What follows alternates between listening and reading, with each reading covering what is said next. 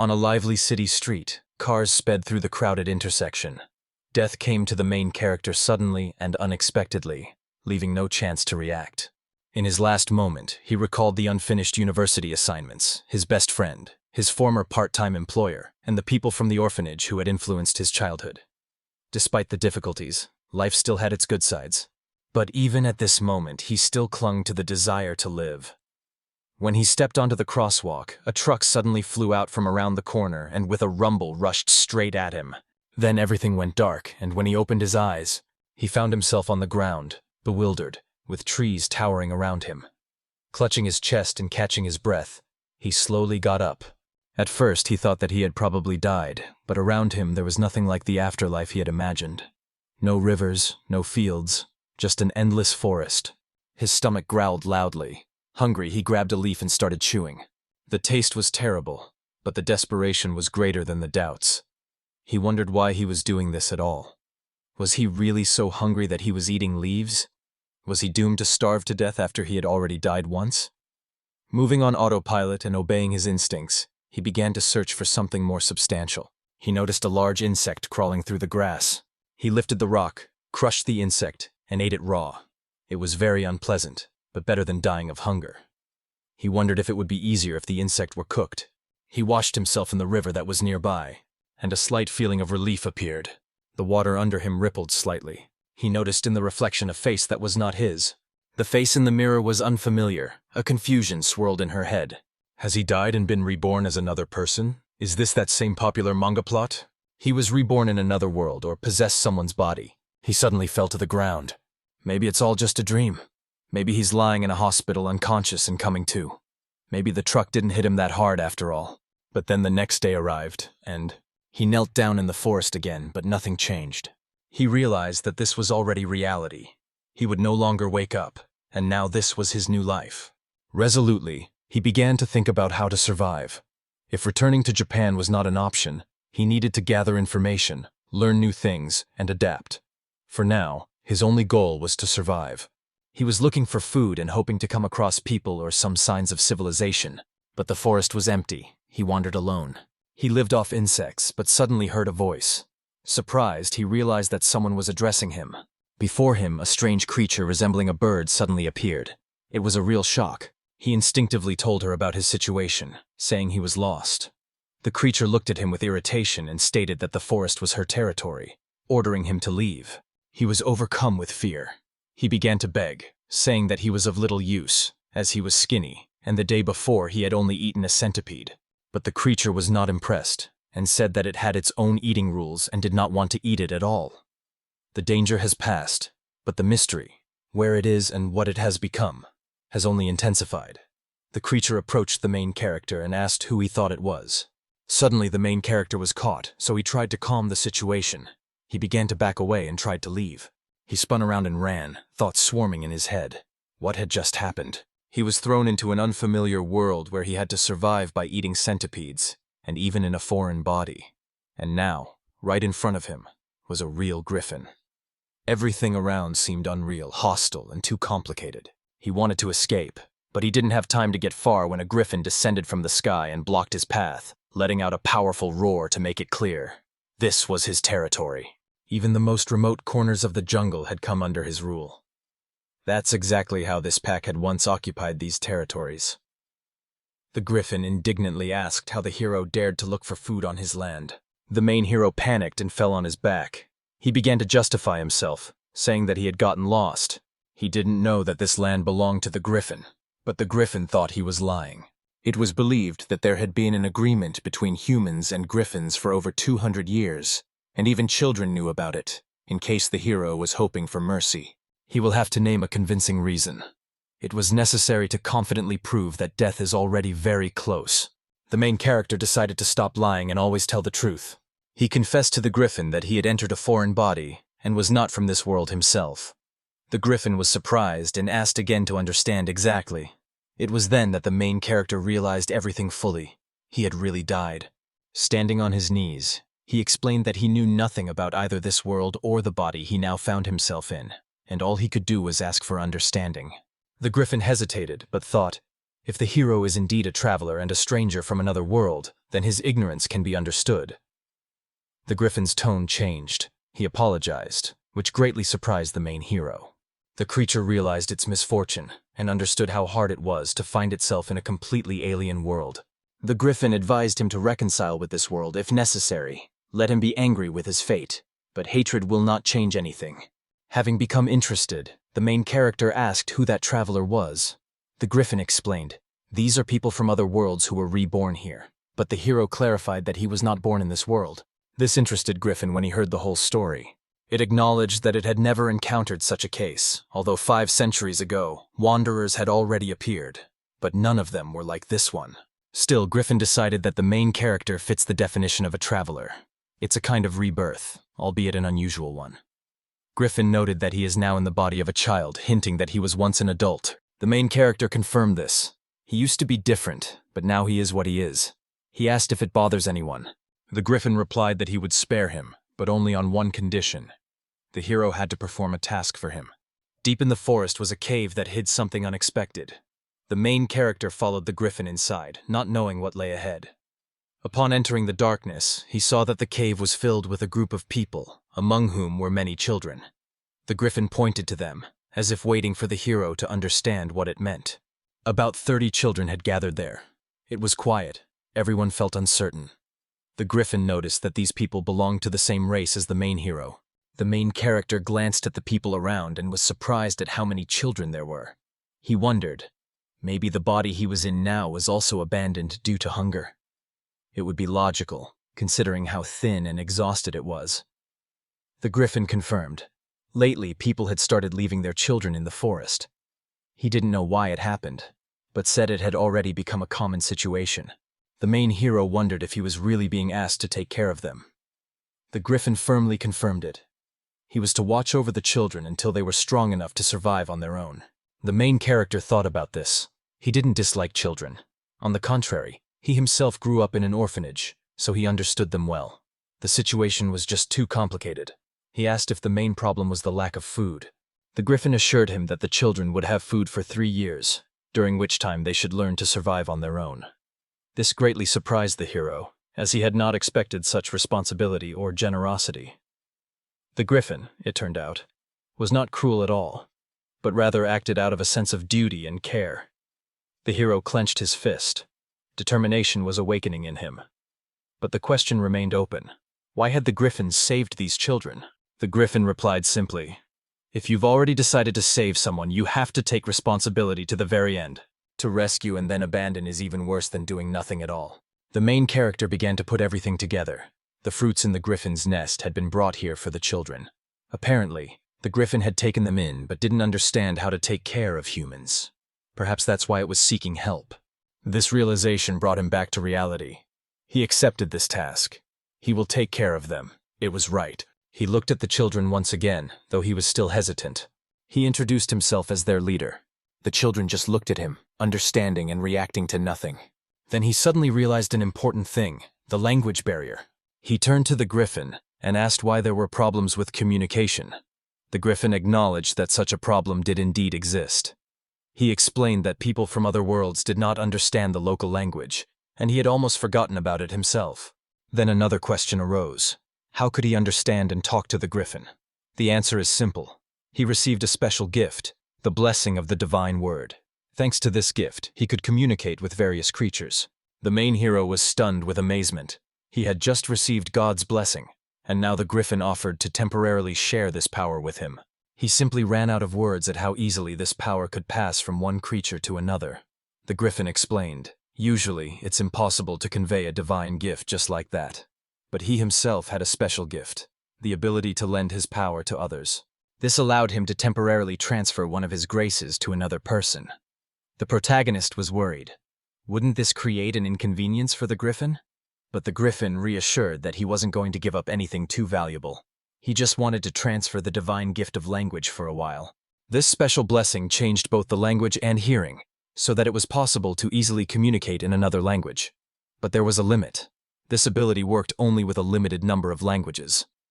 Interested, the main character asked how many divine blessings the griffin had in total. The answer was 12. This number shocked him. Having looked at one of the children, he wondered if divine blessings occurred often here, or if this griffin was truly exceptional. Maybe in this world, people could calmly have multiple blessings at once? The griffin explained that, although he had many blessings, not all of them were useful. For example, the divine gift of language didn't quite suit him, since his vocal cords couldn't speak like humans. But now it was time to put this blessing into practice. The hero had to talk to the children directly. He turned to them, and to his surprise, began to speak their language freely. The words flowed easily and naturally. He politely greeted the children, himself amazed that this unfamiliar language now came to him so simply. The girl stepped forward and politely greeted him, wondering in her mind if she could call him Onitan. The main character was surprised by her words, but understood everything. Then the boy pointed at him with his finger and asked what his name was. In response, the main character insisted that the guy introduce himself first. The guy said his name was Ron, and claimed that he was in charge here. Then Ron asked with a challenge in his voice the name of the main character and when he would return. The main hero hesitated a bit, looked at the griffin, and quietly asked for his advice. He wanted to choose a name that would sound good in this world. The griffin proposed the word Almas when he was asked what it meant. The griffin made this sound simply because it pleased him how it sounded, and that was enough. After that, the main character introduced himself as Almas and greeted Ron properly. Ron asked warily how old he was. Almas replied that he was 20. Ron did not believe it, because Almas looked younger than him. But Griffin intervened and confirmed that Almas was telling the truth. Ron reluctantly agreed, trusting Griffin's words. Then Almas suggested that everyone get acquainted with each other. Ron was 12 years old. The girl he had met before introduced herself as Sojin, his childhood friend. Another boy called himself Rosewood. He was 11 years old. Then there was Tetra. She was 10 years old. Another girl named Graham, also 10 years old. And lastly, Lulu. She was also 10. Almas noticed that there wasn't a single one among them younger than 9 years old. Although he had already introduced himself, Ron made it clear that for now, he didn't consider Almas his leader. Almas understood why they didn't trust him. To the children, he was just a stranger who had suddenly appeared and started giving orders. It reminded him of his time in the shelter. Soyeon Chandon tried to calm everyone down. She assured Almas that Ron was not a bad person, just a bit dim-witted. Ron got angry, asking what she was doing and who she was calling a fool. Soyeon calmly replied that it was the truth. Ron, in response, called her a fool for insulting him. They started arguing. He almost watched over them, noticing that even abandoned, these children remained lively and energetic. And yet he felt that they were hurting. No matter how much they made noise and frolicked, each of them had wounds left in their hearts. Having gathered his courage, Almas stood before everyone and promised to protect each of them. At that moment, Tetra's girl was quietly watching him. Ron sneered at Almash's statement. If he called himself a leader, what was his plan? Almash replied confidently. Their first step would be agriculture. One of the kids asked Almas incredulously, "Farming? Are you serious?" Although Almas didn't remember much about farming, he insisted. They had no other choice. Support from Griffin will last only 3 years, after which these 31 people will have to provide for themselves. There was simply no other way out. Ron expressed his doubts. Would they be able to farm at all? What would they start with? Almost everyone silently agreed. Ron's words made sense. Their situation was far from ideal. They found themselves deep in the jungle, surrounded by dense forest. The land is not yet suitable for cultivation. First, the area needs to be cleared, the trees need to be felled and the roots removed. Only after that will the land become soft enough to be cultivated. But there was another, deeper problem. These were all children. Which of them could actually work a chisel? Rose said what everyone was probably thinking. They were trapped. Maybe it was just easier to give up? She looked at Tetra, as if waiting for her to back her up. The griffin, who had been listening from above, interrupted sharply. Giving up was not an option. So-in, trying to understand, asked what exactly needed to be done on the farm. They almost replied that they would need iron tools to start. With such tools, the work would be easy. Ron asked what needed to be done to get them. Alma replied in one word: exchange. Ron became concerned, as all valuable things had long since disappeared, been eaten or broken by the children. But Alma smiled. By some miracle, they still had a few items left. Unfortunately, these things couldn't be eaten either. At this moment, the griffin returned, carrying a pile of swords. He apologized for the delay, even himself surprised that he had returned so quickly. He thanked the griffin, realizing that now they had a valuable thing with which they could do something. Ron and Rosewood were amazed. Real weapons, swords. It all became clear almost immediately. These were things of people who had once tried to conquer the griffin. All of them were defeated, left their equipment, and the griffin collected these trophies over time. And there was much more of this stuff here than they had expected. The griffin confessed that he didn't like these things scattered all over the forest. He wanted to get rid of this rubbish and told them to wait. There was still a little left to collect. For the griffin, this was a routine cleaning of non-combustible trash. Tetra turned to Almas and asked if he was going to exchange these weapons for agricultural tools. He confirmed it in a kind manner. Trying to praise her, Almas wanted to pat her on the head, but Tetra almost slapped his hand away. Ron suggested exchanging swords for food. Soyan objected. What's next, when the food runs out? Will we eat grass? Ron sighed and agreed. Then Soyan asked if they should just dig up the earth. Almas explained that it's crucial to find good land. If they can't handle it themselves, they'll have to hire adults. They can pay with swords, and then they won't have to deal with bad people. In his heart, Almas was calm. In case of danger, the griffin will always protect them. Then a practical question arose. Where exactly could they exchange cards? Had anyone had any experience with this? The children were upset. The girls looked at each other apologetically. Ron admitted that he didn't know, and everyone agreed with him. Then Rosewood irritably stated that he would rather die than say anything. It almost became clear.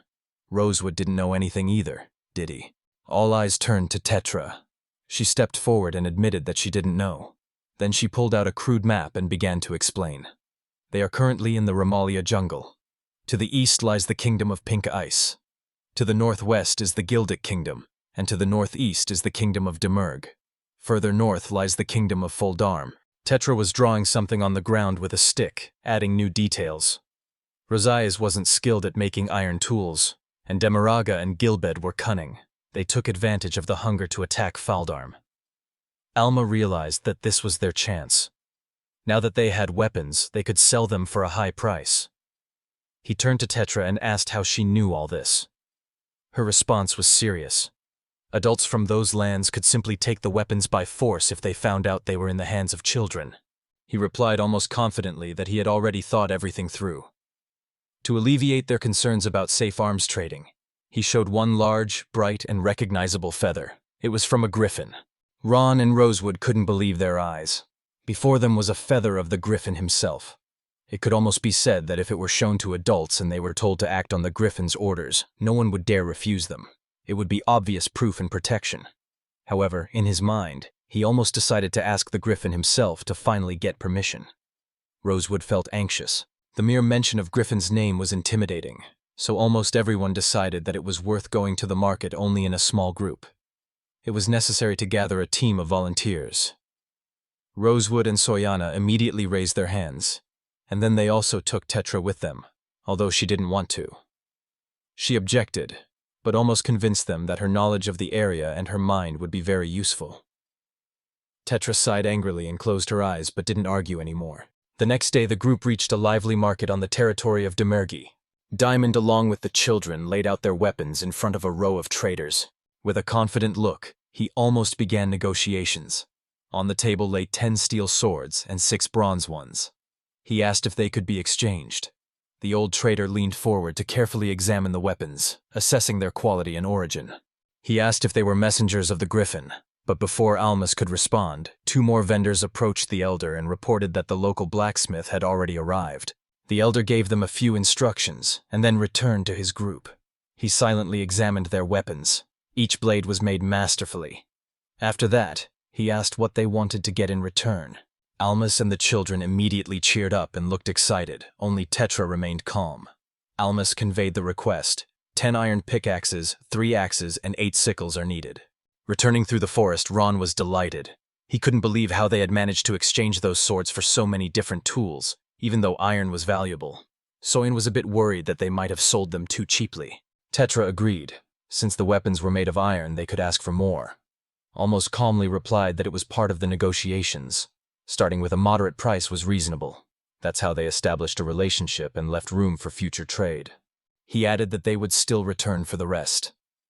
Would the children really be able to return to this land and work here? Farming alone would not be enough. They would also need to hunt, gather berries, and fish. Fortunately, the griffin was already providing them with meat and skin to sell. But questions remained. Where exactly to start cultivating the fields? Would it be possible to simply cut down trees without angering the griffin? To make everything clear, Almas told Griffin his plan from start to finish. Griffin listened attentively and assured that everything was in order. There would be no problems. This place is protected and is deep in the jungle, and beyond this territory, Almas could act as he wanted. Here, the griffin mentioned that 30 years ago, people lived in the same area. But the settlement was abandoned due to an epidemic. The locals mistakenly believed that the griffin had cursed the land. It's a pity it happened that way. Almas was impressed. Why hadn't the griffin told him about this before? He asked where the old village was located. Griffin admitted that so much time had passed that he no longer remembered the exact location, but he had an idea. Griffin offered Almas to sit on his back. From a height, they would be able to find the ruins more easily. However, Almas still had doubts and asked what it meant to rise above the ground. But he didn't have time to finish, as the griffin suddenly soared into the sky, and he, frightened, clung tightly to the beast's back. He cried out and suggested simply surrendering. But the griffin scolded him, saying there was no need to grab everything at once. Then he almost asked what would happen if he wanted to go to the toilet. The griffin indifferently replied that he would just drop him. During the flight, the griffin noticed something ahead. She had been rushing to this at full speed. Wings cut through the air. Under them, a forgotten village gradually appeared, with ruined buildings, broken walls, and empty, deserted streets. The griffin descended and landed in a clearing amidst the ruins. Almas almost fell when he dismounted his horse. His legs were trembling. The griffin said that instead of starting from scratch, it's better to use what nature has already created. Almas agreed with this idea and asked for permission to inspect the area. With these thoughts, he walked out among the ruins of the abandoned village, passing by the destroyed stone walls and the fallen wooden beams. Among the debris, he saw a narrow stream and knelt down beside it. The water flowed clean and transparent, so it seemed that it could be drunk. He glanced at the remains of the nearest house. Could they still take shelter in these walls? They were old and battered by time, but perhaps still suitable for a night's stay. He continued the inspection and noticed a broken piece of furniture. Despite the damage, it still retained its shape. If it were repaired, it might be possible to live here for some time. Having gone out into the street, he drew attention to the huge field. The high grass swayed easily in the wind, and dense trees grew along the edge. He sat down and ran his hand over the grass. In his mind, he had already imagined there was plenty of space here. If everything is cleaned up, the field can easily be turned into a garden. The location, water, shelter, everything was even better than we had hoped. He returned to the griffin and thanked him. This place was much better than he had imagined. The griffin replied without much emotion. After all, it was not he who created this land. Almas, as always inquisitive, asked the griffin to tell more about the trouble because of which all people had left these lands. He was especially interested in the hunger. The griffin simply said, "The harvest had not worked out then. Maybe it was a person's fault. Maybe it was even some kind of curse." Almas was amazed. He asked what Griffin meant. A curse? Did such a thing really exist? Griffin replied directly. Didn't Almas know that there were curses in this world? But from the expression on Almas's face, it was clear. He didn't understand this. Almas asked for proof. The griffin replied mysteriously, "Sometimes the story itself is proof." Almas recalled that this world was under the protection of the gods, if including curses magic. But Almas still asked, why would someone go so far? The griffin replied coldly, "People have always been cruel, for who else kills their own kind so easily?" He almost accepted it silently. Even fertile land, clean water, and a roof over his head were worth nothing if the curse struck again. He and the children would still perish. The griffin reassured him. No one would touch the jungle. No wizard is stronger than a griffin. Besides, such powerful curses are not easy to cast. It takes a lot of time. Almas agreed and said that he would now call the children. But the griffin looked up at the sky. The sun was already beginning to set. He suggested putting everything off until tomorrow. Then he told Almas to sit on his back. Almas didn't like this idea very much, but the griffin took to the sky again. Almas held on tight as the wind whistled in his ears and they flew high above the forest. The next day, Almas gathered the children to share the joyful news. They had found a new home. The children stood stunned, disbelieving their luck. Ron asked what they would do first, and then repeated the question with a slight smile, calling Almas the leader, though not quite acknowledging it. His tone suggested he wasn't entirely on board with it. Behind Ron, Soyeon began to tease him, nudging him to be more honest with himself. Ron grumbled something discontentedly and ran after her. Tetra calmly stood next to Almas. She shared that before his appearance they were all just a group of lost kids. No idea stuck, no plan moved forward. Everyone constantly mentioned their parents. Even trivial things, like arguments between Ron and Rosewood, seemed like an insurmountable problem at the time. But now everything had changed. Almas looked at her and said that he had once been the same as her. At that moment, Ron turned around and asked why they would be taught on the first lesson. "What will Almas show?" Almas smiled quietly. "They will start with crop rotation." The children were perplexed when they heard the word crop rotation. Ron misunderstood and got excited because he thought they were talking about delicious food.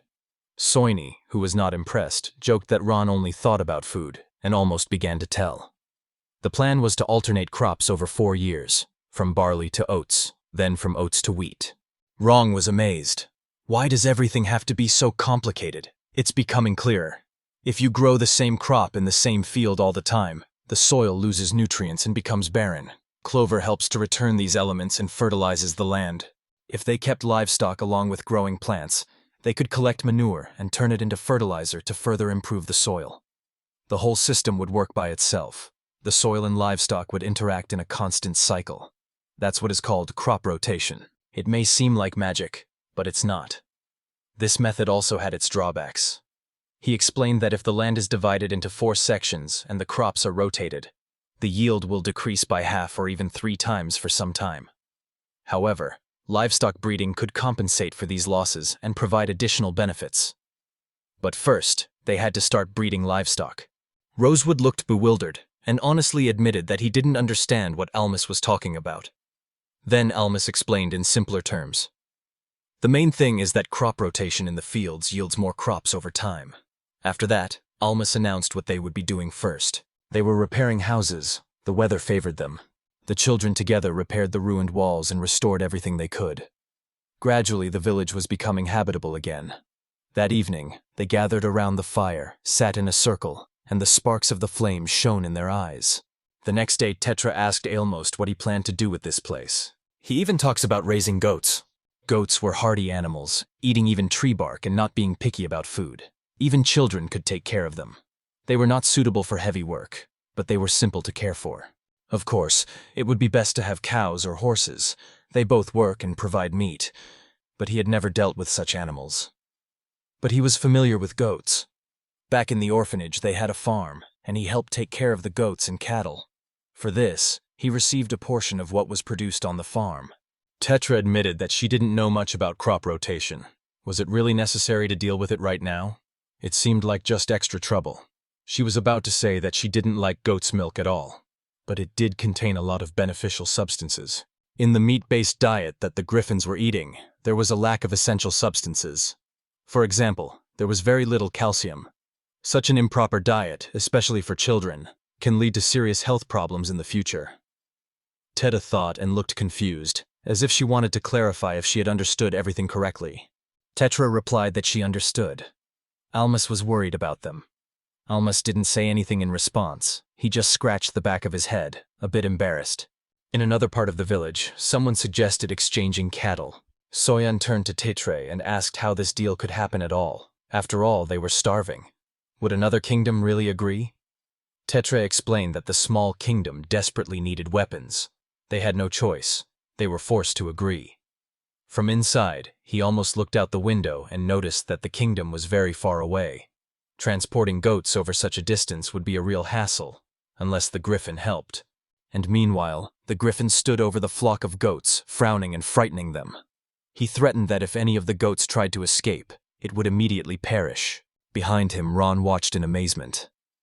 It was Griffin's own. He could speak the language of goats.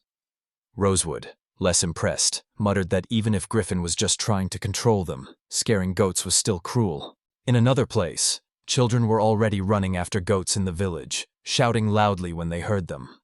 Almas was carrying a bow with him. He said that when he was negotiating the purchase of goats, he noticed bows and arrows that were suitable in size for children. They might come in handy during hunting, so he took a few with him. He aimed and fired at the target, but missed again. Ron laughed and said it was Alma's 10th failure. Alma got angry, nervous, handed the bow to Ron and said, "If you're so smart, show me how it's done." Ron pulled the string, released the arrow, but it wobbled and fell to the ground. Almost everyone laughed, joking with Ron, because he didn't succeed either. He raised his hands and asked if none of them could handle it. How were they going to hunt in the first place? What were they doing now? Ron replied irritably that Almas was just joking and not behaving like an adult at all. Almas didn't stay guilty. Was Ron himself already a complete adult? To this, Ron replied, "If you want to be taken seriously, behave accordingly." As the argument continued, one of the children who was watching nearby timidly suggested giving Graham a chance to speak and letting him try. Almas and Ron turned to him in surprise. "Really, Graham?" Almas asked incredulously. If Ron couldn't figure it out, then maybe there was something wrong with the bow itself. Maybe it was just some cheap fake. He added jokingly, maybe even made in China. But Graham stepped calmly forward, took the bow, and confidently drew the string. She released the arrow, and it flew straight and fell almost in the very center of the target. The children were so impressed that they fell silent. Ron, with his mouth open, muttered, "Are they kidding?" Graham made another shot and again hit the target. Her accuracy stunned everyone. When Soyeon suggested trying again, Graham agreed, albeit reluctantly. She drew her bow and shot another arrow. Again, the arrow hit almost the exact target. It became obvious that it wasn't just luck. Almost everyone noticed that she had hit the target exactly twice, and Ron admitted that such accuracy couldn't be a coincidence. The other kids perked up and asked Graham to teach them. Graham started explaining where to start. First, you had to hold your back straight and stand up straight. After that, she barely put her hand on Graham's shoulder. He reminded her that in 3 years Griffin would no longer be able to help. Then the main responsibility for hunting would fall on her. She had to be prepared for this. So Ron added that in the end, only Graham was able to hit the target accurately. Ron expressed his doubts. Could they really leave the hunting to Graham alone? Another child noted that they only had one bow, but the boy confidently opened his bag and told them not to worry. He had already thought about it, and now showed what he had inside. A sling to throw stones with. Sohin looked at it and asked what it was. I explained how to use it. You hold one end of the rope with one hand, put a stone in the middle, and take the other rope with your other hand. Then the user spins the sling with the required speed, releases one end, and launches the stone with force, almost hitting the target straight away.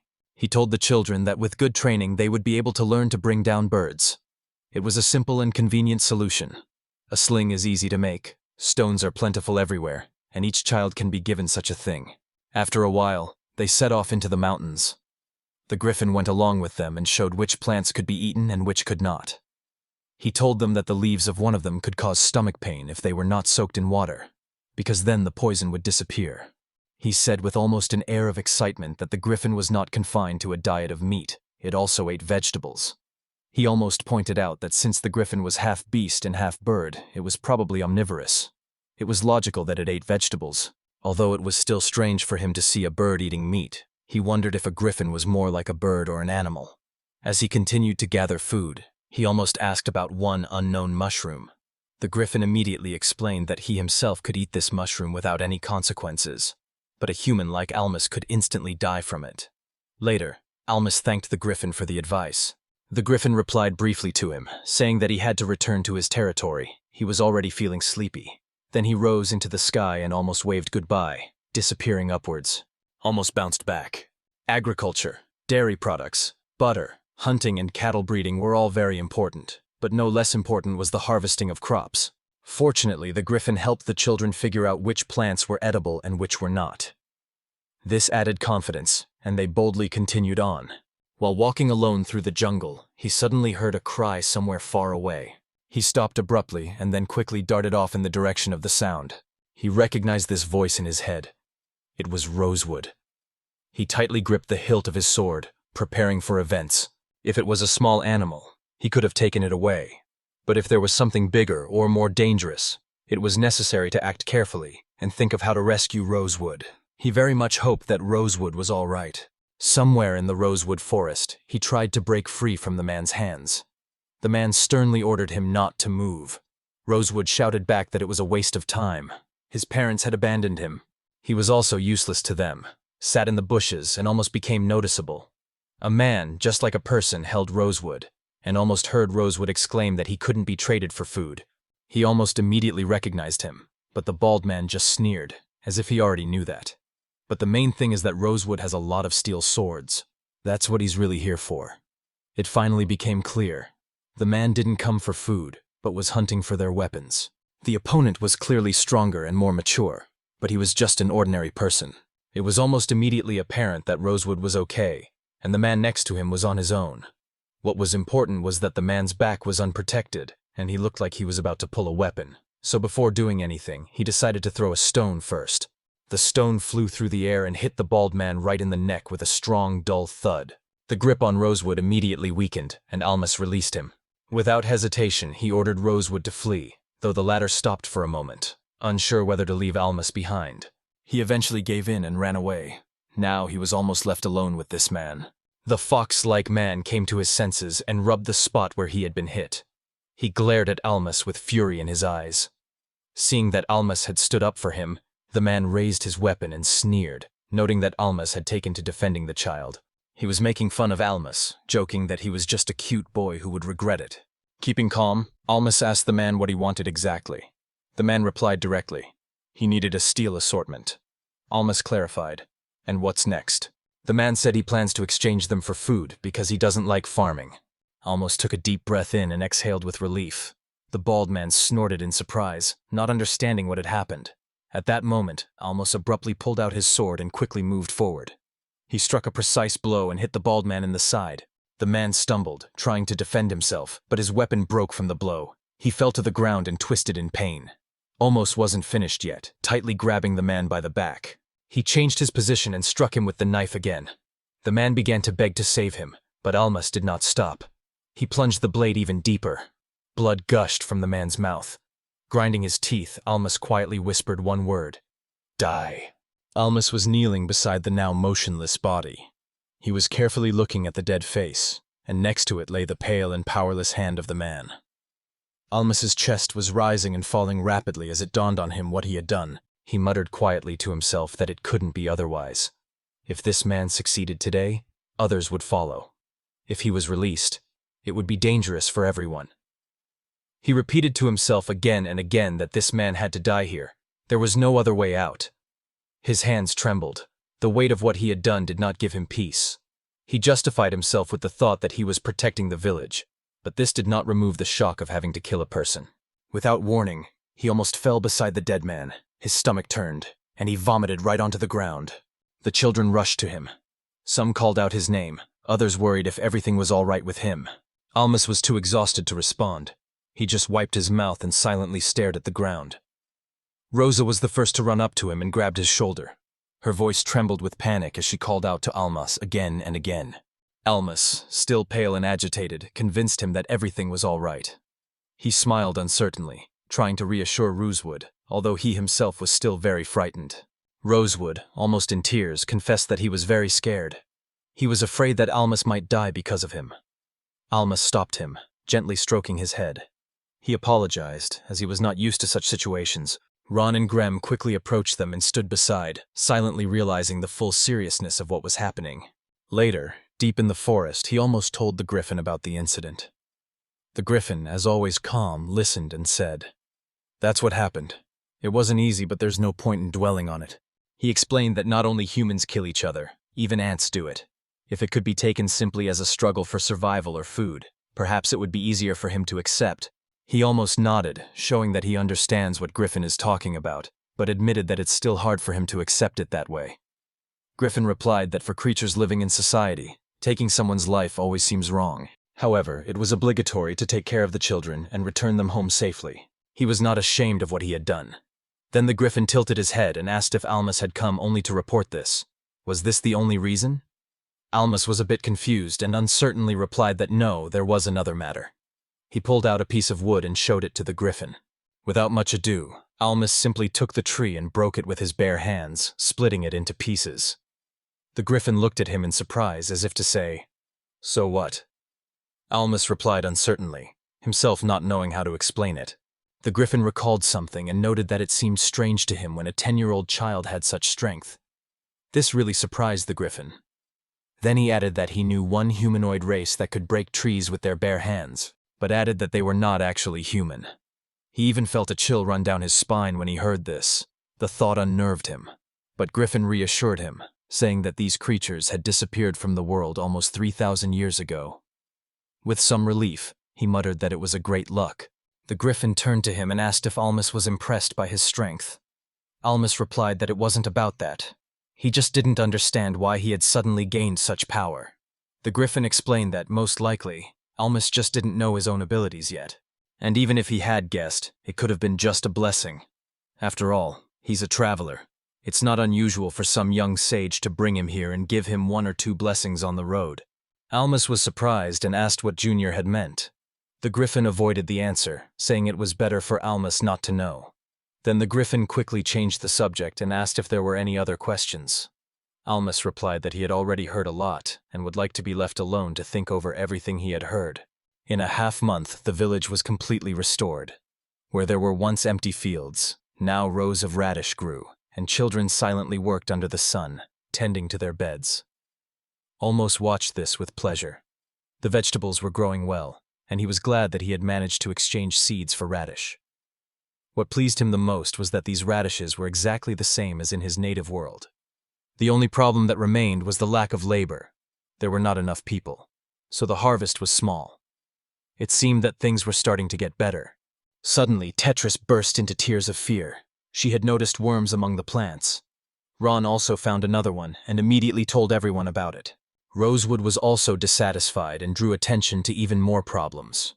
Due to the lack of pesticides, the number of pests in the jungle was increasing.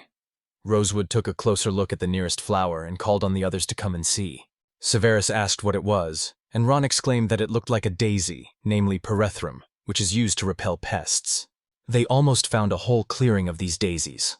These flowers are known for being used as a natural component in spirals against mosquitoes. If you make an extract from them, you can protect the crop.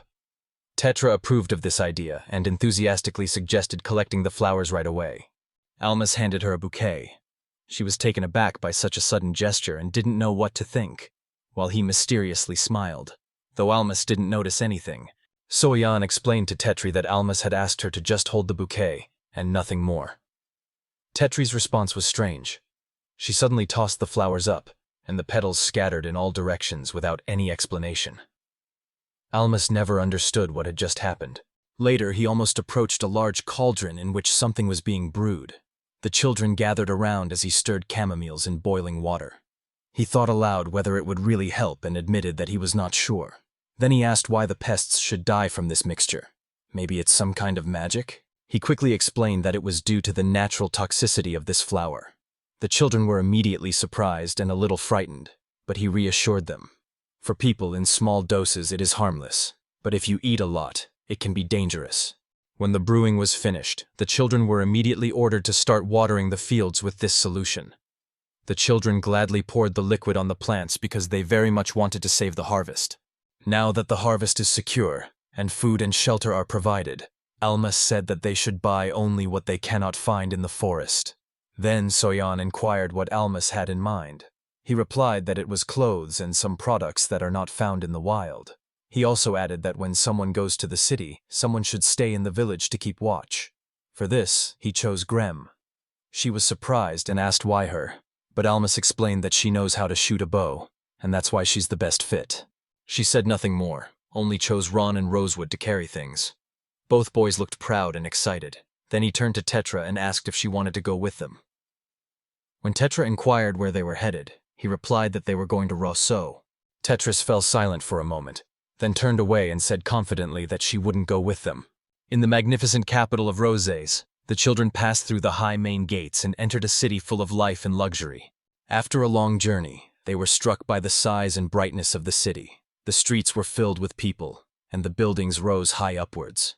They had never seen such a lively atmosphere before. As they walked down the crowded street and took in the sights, Almusa was overcome with quiet wonder. He hadn't seen so many people together in a long time. The city was even more beautiful than in his dreams. The grand buildings, the crowd, the delicious smells. Everything impressed from all sides. Then Ron suddenly spoke up, not hiding his excitement, when he noticed a food vendor. A large cook was energetically stirring something in a huge cauldron, and steam rose up with an incredibly appetizing aroma. Alma sniffed the air and agreed. The smell was indeed unparalleled. Rosewood, not wanting to stay aside, suddenly grabbed Alma's hand and excitedly shouted, pointing to the neighboring shop. It was a tailor's workshop. The man worked in a shop where he skillfully threaded a needle through fabric. Rosewood was genuinely surprised and even laughed at the sight of the man sewing clothes. He pulled Almas, urging him to look around. Almas looked bewildered, sweat appearing on his forehead.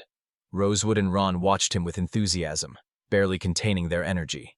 Eventually, Almas gathered his thoughts and reminded them not to pull him around like that. It's okay to be excited, but one should respect their elders. Amidst the crowded street, Almas focused on the main thing.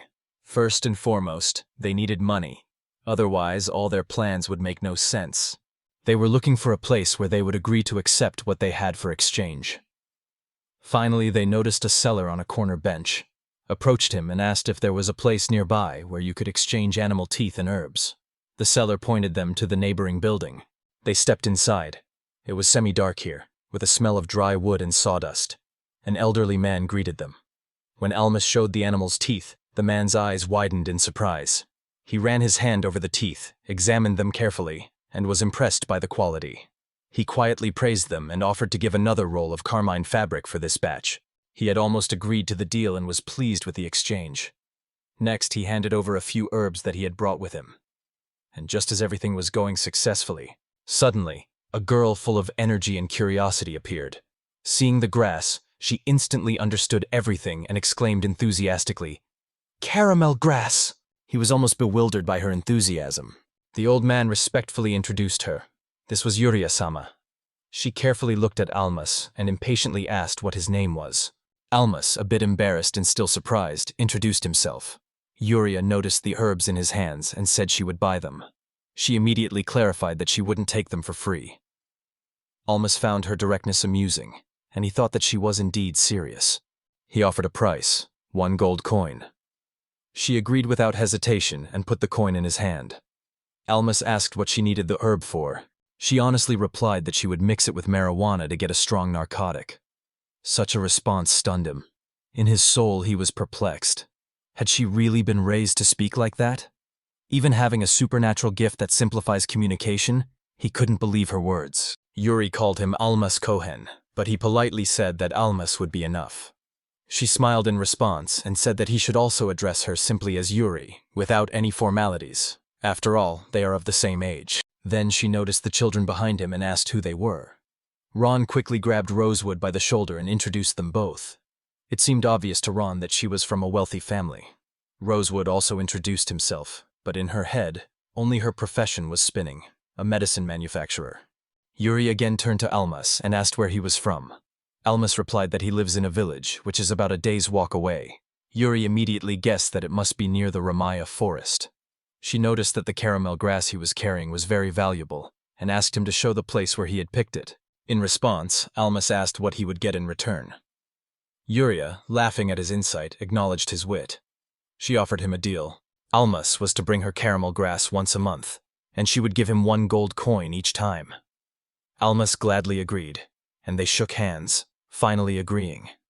Yuria reminded him that they would meet here every month for the exchange. Before she left, she said she had to return soon, or else Dad would scold her. Saying goodbye, she took Almas by the hand. She came closer to him and mysteriously said that he had received a blessing. Then she waved goodbye, once again reminded him of their agreement, and left. He stood stunned, trying to understand what she meant. He thought, did she really say blessing? Returning to the village, Tetra sat across from Almas with a serious expression. She asked him to say good morning, without the help of the divine gift of language. Almas tried, but all that came out was something unintelligible. He knew he was trying to learn the language of this world, but the pronunciation wasn't coming out right for him yet. Tetra corrected him, saying again that it was wrong. He almost thought that since the griffin had given him the special gift of language, it was not forever. Someday the day would come when he would have to give up this gift, and if it happens suddenly, he will lose the ability to communicate. This thought disturbed him. Then he asked Tetra to tell him more about the world they lived in. She hesitated for a moment. She began to explain. Now they live on the Adelia Peninsula. About half of this territory belongs to the Kingdom of Roses, and the southern part that juts out into the ocean is called the Carizio region. She also added that she can speak the Carizio language. Almas was amazed. She spoke 2 languages. Tetra continued to explain that the kingdoms of Roses and Demoral had the same royal title, but this was done only for convenience in politics, not because of true unity. The kingdoms simply cooperated under a common name. One quiet day, Almas asked Tetra if she knew how to write. She casually replied that of course she did. Almas said that when he memorized more words, he would like her to teach him to write them. But Tetra gave an unexpected answer. The Adelians had no written language of their own. Almas was surprised and asked her to explain. She confirmed that she wrote only in the Carian language, and even offered that when he learned Adelian well, she would teach him the Carian script as well. Tetra thoughtfully looked at him and agreed. She continued to help him every day, and he almost thought that she had done so much for him that he should have paid her back. He asked her up to what number she could count. She said she could count up to 10,000. Then he was interested in what calculations she could do. She replied that she could add and subtract 2-digit numbers. He almost wondered to himself, is Tetra the only one capable of this? The next day, Almas came out to the children and said that today they would learn to add numbers. Lulu was surprised, raised her hand with a question, and almost everyone turned to her, curiously waiting for what she would say. Lulu wondered straight out if they would need it at all. Behind them, Ron and Rosewood loudly protested, complaining that it was just a waste of time. He almost responded to the objections, addressing everyone. He said it was indeed a good question, and explained his thoughts. They cannot engage in only farming. They need to have the ability to exchange goods for money, but if they can't count, traders can easily cheat them. He told it straight to Ron and Rosewood. The guys agreed with him and confessed that they had been cheated before in trade because they didn't know how to count change correctly. He almost started explaining to everyone that if you count well, then in the future you can even run a store on your own. This will open up more opportunities and paths in life. Then he turned to Tetra and asked her to count from 1 to 10. Tetra thought for a bit and started counting. When she finished, he barely didn't tell her that she had forgotten about 0. Tetra was clearly surprised. She had heard about 0 for the first time. He almost thought he was lucky that they used the decimal system in this world, but it turned out that they didn't know about 0. He drew a circle and explained that it meant nothing, and thus introduced them to the concept of 0. Later he taught the group to use Arabic numerals, numbers that greatly simplified calculations. He considered them one of the 10 most important human inventions. But Tetra, who had previously been able to count up to 10,000, was disappointed. She complained that it was too complicated. However, he almost smiled and assured her that when she got used to it, she would even like it. The next day, Tetra sat down beside Almos, proudly holding a wooden board in his hands. She smiled happily and showed him all the completed tasks. He was almost surprised at how quickly she had solved them. By that time, a whole month had already passed since he started teaching the children arithmetic. He came up with a grading system. Those with higher scores taught those with lower results. It's no surprise that Tetra took first place and took it upon herself to help everyone else. On the street, Almos and Tetra were talking about how she teaches others. Tetra insisted that if she was going to teach just like that, getting nothing in return, it was unfair. She had already taught in Adelian and Carigian languages, so now she demanded to be taught algebra in return, as a reward. Almos agreed and gave her special permission. At home, Tetra listened to him attentively as he checked her homework. Almos confirmed that all the answers were correct and noted that she was already good at adding and subtracting 3-digit numbers. He suggested trying something new. Tetra asked if it would be 4-digit numbers and added that the difference was almost none. Then Almos decided to move on to multiplication. With curiosity, Tetra asked if everyone in Almos's home country could count that easily. Almos confirmed that even younger children knew how to do it, but in his opinion, Tetra was doing even better. He thought that since she had to learn everything from scratch, and also with Arabic numerals, she even surpassed the local children in something. Feeling the sincere words, Tetra smiled and wondered if that was a compliment to her. He gently stroked her head, silently confirming his words. Tetra immediately asked again, why in his country everyone can study this? He explained, In his country, education is a duty. Everyone has the right to it, and it's important for everyone. He believed that knowledge is valuable, like gold, but if it's kept only for the chosen ones, it won't change anything. If this were not shared, the country would not be able to develop or compete with others. He asked Tetra if she didn't want to help raise other children to be as smart as she was. He reminded her that it's the duty of adults to do everything for the benefit of the next generation. Tetra asked if it was hard to take on such responsibility for others, and almost agreed that it was indeed not easy. Then she again turned the conversation to the topic of languages and asked when Almas would speak freely. Almas replied that it would take a lot of time, because even if you already know a language a little, mastering it completely is not easy. Tetra asked, what would happen if one day he lost the divine gift of language? He was almost immediately answered. Then he would no longer be able to teach her mathematics. Tetra immediately became worried. He said that he cannot lose this, neither now nor ever. Yuri agreed with Almas, noting that they hadn't seen each other in a long time. She asked if he had brought what they had agreed upon. Almas handed over a bundle of caramel grass, fulfilling his part of the deal. Yuri, handing him a gold coin, among other things, asked where Ron and Rose were, almost explaining that they had stayed in the village. Then he said that he wanted to talk to her about something. Yuri immediately understood that it was about his blessing. She said she had guessed as much anyway, because over the past month he had shown interest in it, almost admitting that he would like to learn more if he had the chance. But Yuri explained that she doesn't know everything either. However, relying on books and old records, she said that blessings are probably given by good fairies. Almost didn't believe it. It seemed to him that fairies are something from fairy tales. But Yuri didn't pay attention to his doubts. She added that in her case, there is a simple reason why she was able to recognize his blessing. She had a special gift that allowed her to see other people's happiness. Her ability was called seeing through blessings. Then she shared what she had seen, and nearly received the approval of the king himself, and she explained it in more detail. The more people truly considered Almas their leader, the more powerful his abilities became. Almas calmly grasped the explanation. The king's blessing meant that the adoption of the children itself gave him more and more strength and opportunities. Yuri confirmed his opinion, and then asked something else. Was he not afraid of the griffin's curse? For he lived in the forest of Ramalahia? Almas asked in surprise how she knew about it. Uriah replied that thanks to another one of her gifts called Eye of Heaven, she can see distant places. She saw him entering the forest with the children, and thought they lived there. She asked if he had done anything to avoid the griffin's curse, and asked him to share it. Almost barely didn't answer directly that there was no curse at all. He decided that it wouldn't be terrible if Yuri found out. But he decided to keep his secret about reincarnation to himself. Yuri thoughtfully nodded and said aloud that the children near him were abandoned. Almas didn't respond, but Yuri promised that she wouldn't tell anyone and assured him that she would keep it a secret. Almas thanked her. After that, Yuri invited him to go shopping with her. He almost agreed, since he considered her an important client. But when they got to the market, Almas was clearly impressed by how much she had to buy. As a result, he carried a bunch of bags stuffed with various things. Yuri continued to choose and add new goods, provoking Almas to be a real man and not fall behind. Almas, already completely exhausted, muttered that yes, he is a man, but that doesn't mean she can use him as a personal porter. Nearby, the seller watched with amazement as Almas easily coped with the enormous load, and wondered how strong this guy was. Being curious, Almas asked Yuri about the strange grasses and stones she had bought. Yuri calmly replied that they were needed for her hoodoo practice. He was barely surprised and asked if she meant those terrible curses. Yevre explained that there had been a misunderstanding.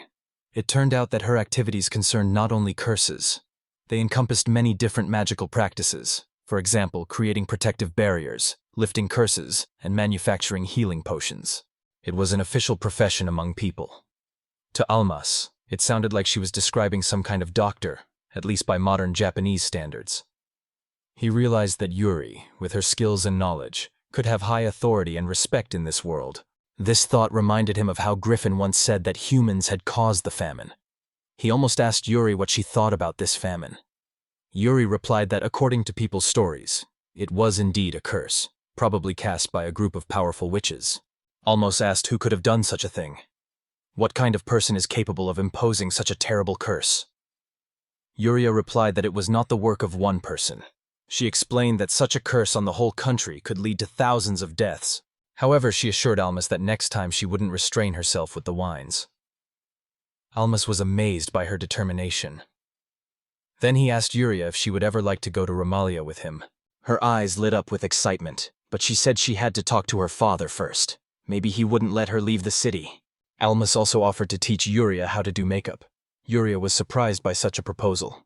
He stopped for a moment and thought, almost immediately offered to pay for the lessons, but Yuri refused, saying that money was not needed as they were friends. Her words caught him a little off guard. He asked if she really thought they were friends. Yuri responded by asking if they weren't friends. I almost agree. They definitely have to be together. Otherwise, why would he be carrying all her purchases? He was still curious and nearly asked why she thought he couldn't learn how to. Yuri explained that she could teach him, but it just wouldn't suit him. She said that about 90% of those who practice Howdo are women, and that there are significant physiological and magical differences between men and women in this magic. He almost asked, what about the remaining 10%? But Yuri said that she can notice people with potential for relationships, and, unfortunately, Almas did not have such potential. She gently apologized, but Almas said there was no need to worry. As the meeting came to an end, Almas said it was time for him to go home and asked where Yuri lived. Yuri was delayed for a bit, and then in a moment, he replied to Bolton, but he didn't have time to ask anything, as she sharply shouted at someone to get out. A man stepped out of the shadows. Almas was stunned. They asked how long the man had been there, and complained about the strong smell of alcohol. Yuri introduced the man as Bolton, her bodyguard. Almas was amazed. Bolton laughed and started teasing Yuri about how she had referred to him, hinting that she actually didn't like him. Then he greeted Almas and thanked him for helping Yuri. Yuri told Almas to give the things he was carrying to Bolton. Almas wondered why she didn't just take Bolton with her to help. Yuri calmly replied that she didn't take him because Bolton smells bad. Almas handed over the heavy bags. Bolton, taking them, grimaced from the unexpected weight. He couldn't believe the child had managed to carry all this, and muttered it quietly to himself. He almost smiled at this and told Yuri he was leaving. She waved goodbye and promised to meet again in the village.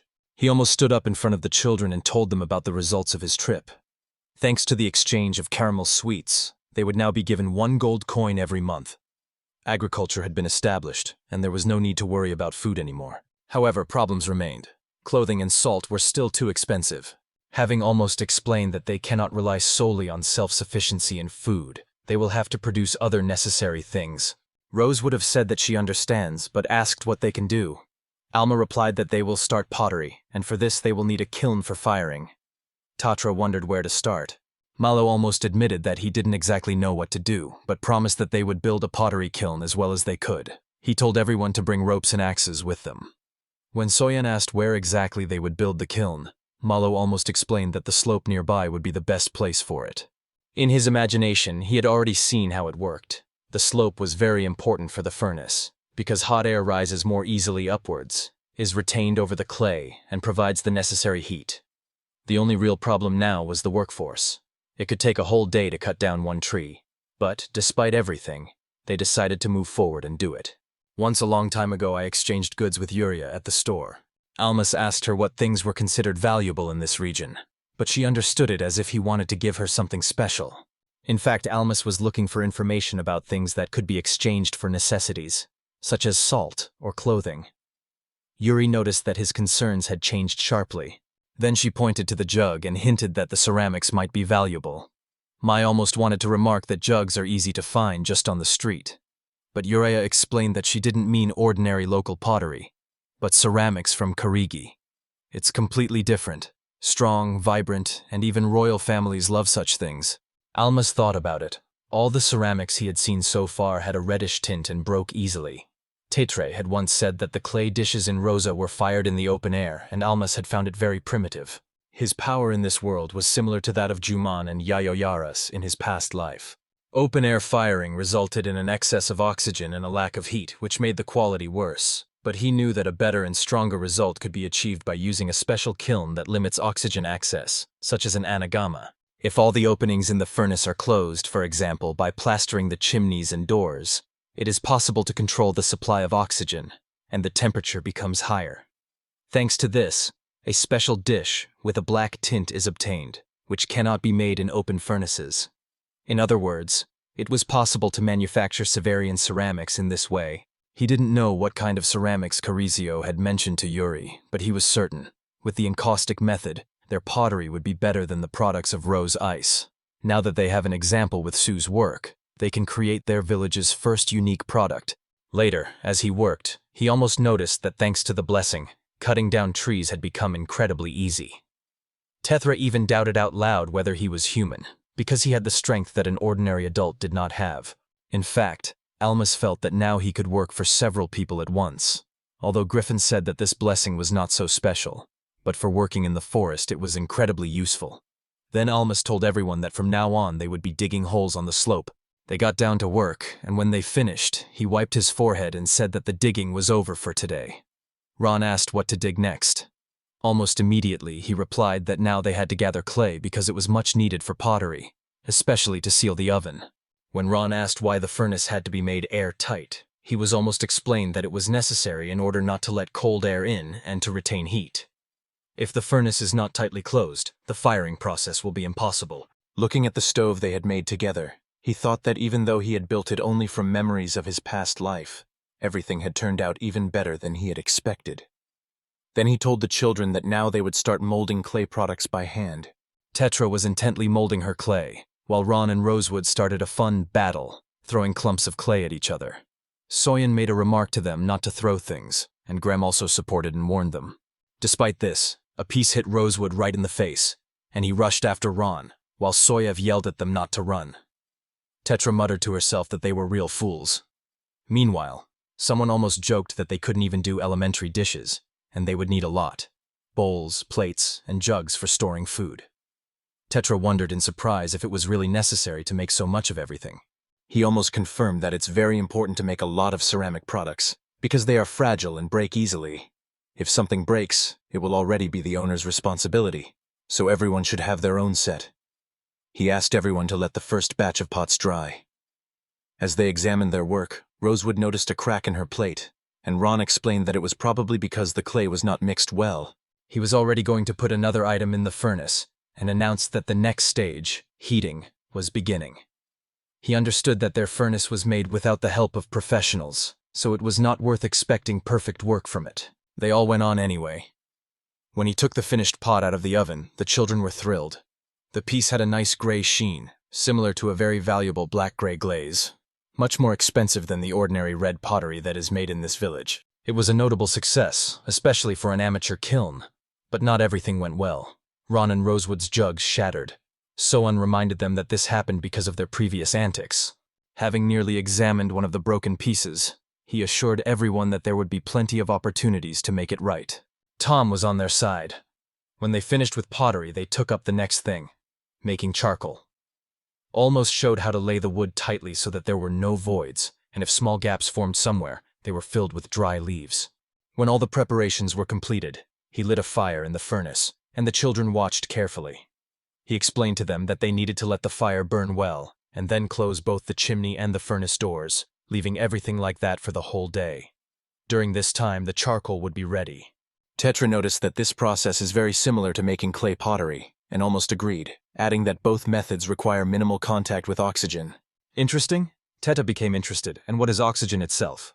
He almost explained that oxygen is a component of air, and that there can be no fire without it. If there is no oxygen, there will be no fire. When she asked why the oxygen itself did not burn, he even got a little nervous.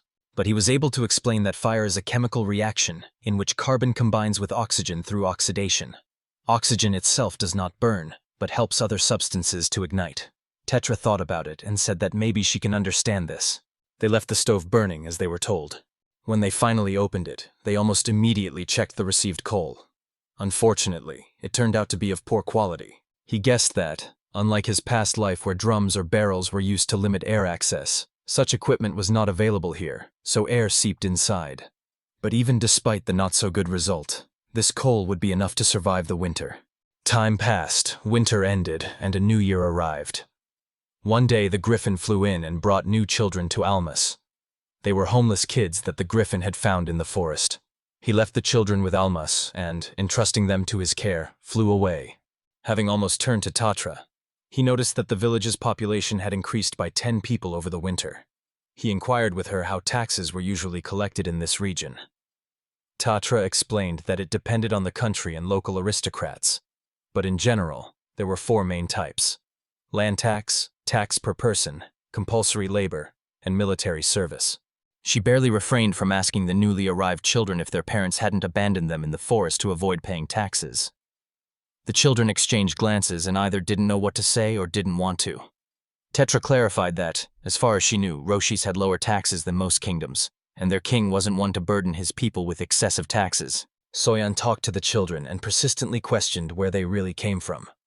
After the conversation, she told Almas what the children said. They are citizens of the size of Ro. Almas clarified which Ro size was being referred to. Soyeon explained that they had come from a territory ruled by a noble family called Ash. Almas asked more questions to understand the situation. Soyeon added that the Ash family was the main noble family that owned the land in this area. She said the problem started when Ash's family was betrayed by their own servants. Those same treacherous servants even contemplated seceding from the kingdom of the Roshar. The king of the Roshar did not accept such a rebellion, which led to internal quarrels in the family of the Ashes and their relatives. He could almost piece together the rest of the events in his head. The internal struggle for power had claimed many lives and forced tax increases to finance the war. As a result, by winter, the stores of supplies had emptied, and people began to massively suffer from a lack of food and resources. As he pondered this, Tetra asked if it was really so, and in an instant, without saying another word, she abruptly ran out of the room. He almost followed her, calling after her, not understanding what had caused such a reaction. He caught up to her and turned her to face him. Her face was wet with tears. She could hardly utter the words, hinting at her parents and what she had long suspected. Her tears wouldn't let her speak, and Alma just hugged her, silently supporting her. Returning home, he carefully covered the sleeping Tetra with a blanket and pondered for a moment. It was obvious that the Tetra had gone through tough times. Soy peeked into the room and asked Alma what had happened, feeling something unusual. Graham also said that Tetra rarely cries. Alma replied that everyone sometimes needs to cry, after which she gathered to move on. He thought about how often children cry, because of scary dreams, quarrels, or just without any visible reason. He had calmed the kids down before, but it was the first time he saw Tetra break down like that. Having gone outside, Ron and Rose immediately asked about Tetra, and he almost assured them that she was okay. Deep down, he felt a bit better himself. It was unnatural for Tetri to suppress her feelings for so long. Constantly hiding her sadness could harm her over time. He advised them to behave normally when she woke up, because, most likely, she would be embarrassed that she had cried. Everyone agreed, and then he almost said that it was time to return to the field. But no one wanted to disturb Tetra from resting. He returned to his affairs, but for a moment he stopped, pondering over everything. The truth about Tetris's past, the emergence of newcomers, and the uncertain future of the village. It was clear to him that he had to think a lot before making further decisions. In the Ice Kingdom, Roalmus asked Yuri if she would let him meet her father if he wanted to. Yuri thought for a moment, then said that her dad was always happy to meet her friends, so probably there's nothing to be afraid of. But she doubted whether Almus was really ready for this. Almus replied that he had been thinking about it for a long time. The Ramali forest, where they lived, was surrounded by 4 different countries. Among them, Rosai stood out for its greatest instability and constant internal conflicts. To feel safe, they needed to secure the support of someone influential. It was assumed that Yuri, as a father, had the power that could help them. Taxes would certainly be a burden, but they couldn't rely solely on the griffin's protection forever. Yuri sighed and agreed with his arguments. As they walked, Almus noticed the luxurious large houses around and realized that they were approaching the royal palace. This realization came to him when they reached the palace gates. When he walked inside, he was simply stunned. A man with a majestic appearance approached him. He greeted confidently, almost warmly smiled, and thanked for the friendship with his daughter. After that, the man introduced himself. He was her father. His appearance was a bit eerie. Yuri leaned into Almus and whispered quietly that she had forgotten to mention an important thing. Her father was the king of Ro. Almus whispered back in surprise, for he was annoyed that she hadn't warned him earlier. He was not at all prepared to meet the king. Having composed himself, he hardly took his eyes off the king. He knelt down respectfully and named his name. He humbly said that it was a great honor for him to hear warm words from Yuri and become her friend. But the king kindly replied that there was no need to be so formal. You can speak simply, as to Yuri's father. It was the first time Yuria had brought a friend to him. Previously, she had completely devoted herself to studying magic and didn't have any time for friends. Yuri was interrupted excitedly, but her father laughed and advised her to calm down. Almost at the same moment, He recalled how Yuri had behaved earlier. Now he understood that she was really not pretending and not cunning when he helped carry her things. She really didn't have friends before. Then the king turned to Almas. And note that in fact Almas was not just looking for a meeting with Yuri's father. In fact, he wanted to find an influential person he could rely on. Almas said nothing. The king reassured him, saying that he could honestly tell about his intentions. After all, he was the first person whom Yuri had truly called a friend. If the king could help with something, he would do it. Grateful, Almas shared everything, except for the story of his transformation, as he did not want to complicate everything. When the king understood the essence of the situation, as his people began to abandon their children in the Ramaya forest, he considered it his personal responsibility. He nearly explained that he was not seeking refuge or protection with the king. The king agreed, saying that he had not thought of such a thing either. Then, to Almas' great surprise, the king bowed low before him. As the father of the girl whom Almas now considered his friend, and as the ruler responsible for his people, the king said that he would not ignore what had happened. He sincerely thanked Almas for taking care of what he called the main value of his kingdom, the children who are its future. Almas felt the importance of this moment. The king of the whole country had just bowed before him. After that, the king made a proposal. If Almas wanted to become a citizen of Rosia, he would be welcomed with open arms. The king promised to personally protect Almas and his people, considering it his main duty. He barely raised the question. They are now heavily dependent on the griffin as a source of food. Won't this cause some tax complications? The king explained that by law, new or recently developed lands are exempt from taxes for 5 years. Moreover, their current situation is such that they would not be able to pay large taxes anyway. By that time, probably 5 years will be quite enough. By then, the children should already have learned to take care of themselves. He bowed low and accepted the king's proposal. They would gradually merge with the other citizens and pay their taxes in due time. The king agreed and officially accepted them into his kingdom. He almost felt a wave of relief. Thanks to this decision, the children finally got real support for the future. For the first time in a long time, he allowed himself to simply relax. Then the king asked if there were any children of the Yasin family in the village. Almas confirmed that it was so. The taxes were too great for their families, so they had to leave everything. Maybe they just didn't survive the winter. The king fell silent, realizing the full weight of this truth. After a pause, he spoke again. He granted Almas's request. Now he asked if Almas would hear his requests in return. There were only 3 of them. Almas pondered. 3 requests. Yet he had approached the king with only 1. Still, it seemed fair to him. The first request was for the king to be allowed to come to the village himself and see everything with his own eyes. At first it seemed like a normal condition. The king had to decide whether he could really trust him. He agreed at once. The second request was to remain friends with Evria, and Almas agreed. The third request was a surprise for both. The king asked Almas to teach Evria mathematics.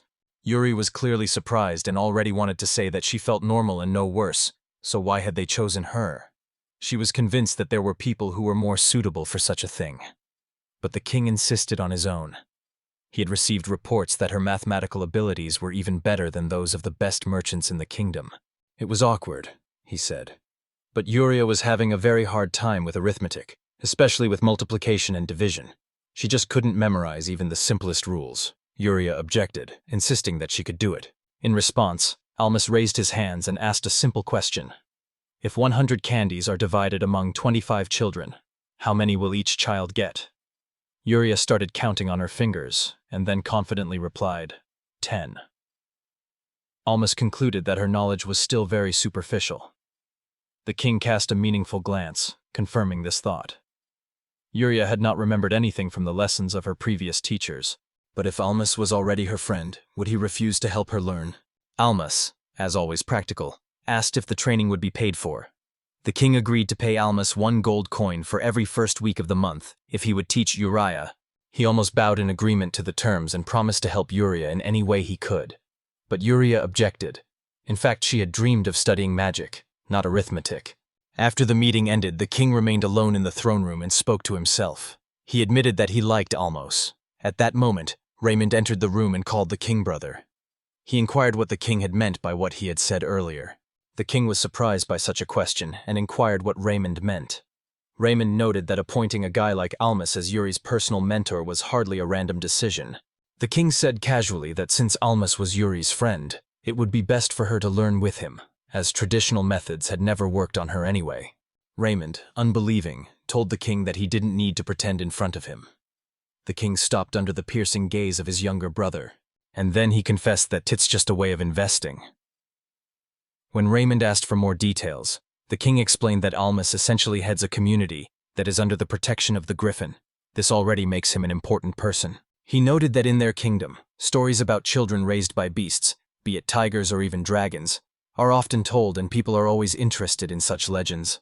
The idea of a child being protected by a griffin is especially strong. It has great symbolic significance. This connection may come in handy someday. Raymond laughed, finally understood.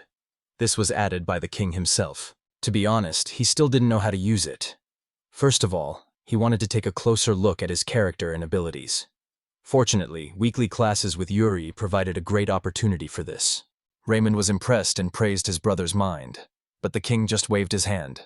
He admitted that although he was not a bad ruler, he did not consider himself outstanding. He thought with regret that he couldn't protect the noble Lagwash family. The Ash clan was one of the most influential families in Rouse Ice.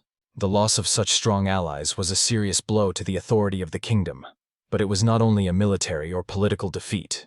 It also caused symbolic damage. Because he was unable to protect House Ash, the impression arose that the royal throne supported some families more than others. This caused even more noble families to begin questioning the fairness and strength of the authority. Raymond fell silent, but later expressed concern over a more serious problem. The fact that the neighboring kingdoms were beginning to unite around them. He cursed King Germa, who had dared to bring troops onto their territory. The king also added that Hyena, another ruler, was also acting suspiciously. Neither he nor Raymond had sons to whom they could pass on their inheritance, which further complicated the situation. Then the king reminded his brother not to be distressed, as his wife had given him a son, Uraka, at the end of her life. Even without having a son, he found comfort and pride in Yuri's presence. Her mother died soon after, taken by illness. Perhaps that's just how fate had decided. He thought for a moment and smiled, joking that Raymond didn't have any sons either. Raymond responded with a strained laugh, tries to steer the conversation in a different direction to avoid stirring up painful memories. He suggested thinking about choosing a suitable successor from one of the branches of the family, one who could later be with Urea. Meanwhile, in another place, Urea suddenly sneezed and almost spat, wondering if everything was all right with her. Returning to the palace, the king looked out the window. He saw Almas and Urea walking together, and quietly admitted to himself that above all, he wanted to see his daughter happy. However, the troubles in the kingdom were growing more and more from every side. A heavy thought did not give him peace. What if the country falls apart at the very moment when he is in charge? But no matter what happened, he was determined to find a way out as long as he was alive. Watching Almas from afar, he caught a spark of faith. There was something special about this young man, the child of the griffin, that gave him hope. If fate had allowed, he would have liked to see this potential unfold. But the king did not yet know that his seemingly small act, making Almas a mentor to his daughter, would become the beginning of a real miracle. This miracle would change not only the Kingdom of Roses, but also the entire Adelna Peninsula, the heart of the entire world. He had almost begun to notice that Tetra had been acting strangely lately. She had become more tense and on edge, especially around him. As he approached, she flinched and quickly tried to turn away. He recalled that she had always been modest and shy, but lately something was clearly troubling her even more, throwing her off balance. Even others around her had started to notice. It was almost impossible to ignore it anymore. If something serious had indeed happened, he couldn't allow her to be left to deal with it alone. He carefully approached her, saying that she didn't have to say anything if she wasn't ready yet, but added that it was worth sharing if something was bothering her. She looked at him attentively for a few seconds, and asked if he felt it, almost confirming that her behavior had shown it all along. She asked if she could trust him, and if he wouldn't tell anyone else. He sincerely assured her of this. Then she named her full name, Tetrash. Alma's eyes widened in surprise at the unexpected discovery. The name immediately explained everything. She recalled that her anxiety had started after the news about the Ash's family being attacked by their own supporters. He had previously thought that she might be connected to that noble family, but he hadn't expected her to belong to it directly. Tetra asked if he wasn't impressed, and he nearly admitted that he was a little surprised. He had never thought that the daughter of the respectable Ash family would be hiding among them. But he told her that her past and origin didn't matter to him. For him, she remained the same Tetra she had always been. Her face softened, she smiled and said that his words reassured her. Now she felt a little better. Almas felt relieved, and again asked what was bothering her. Tetra said that she doesn't know for sure, but thinks that her parents are probably dead. She couldn't explain it logically, but she felt it inside, though a part of her very much hoped that they had only been captured, not killed.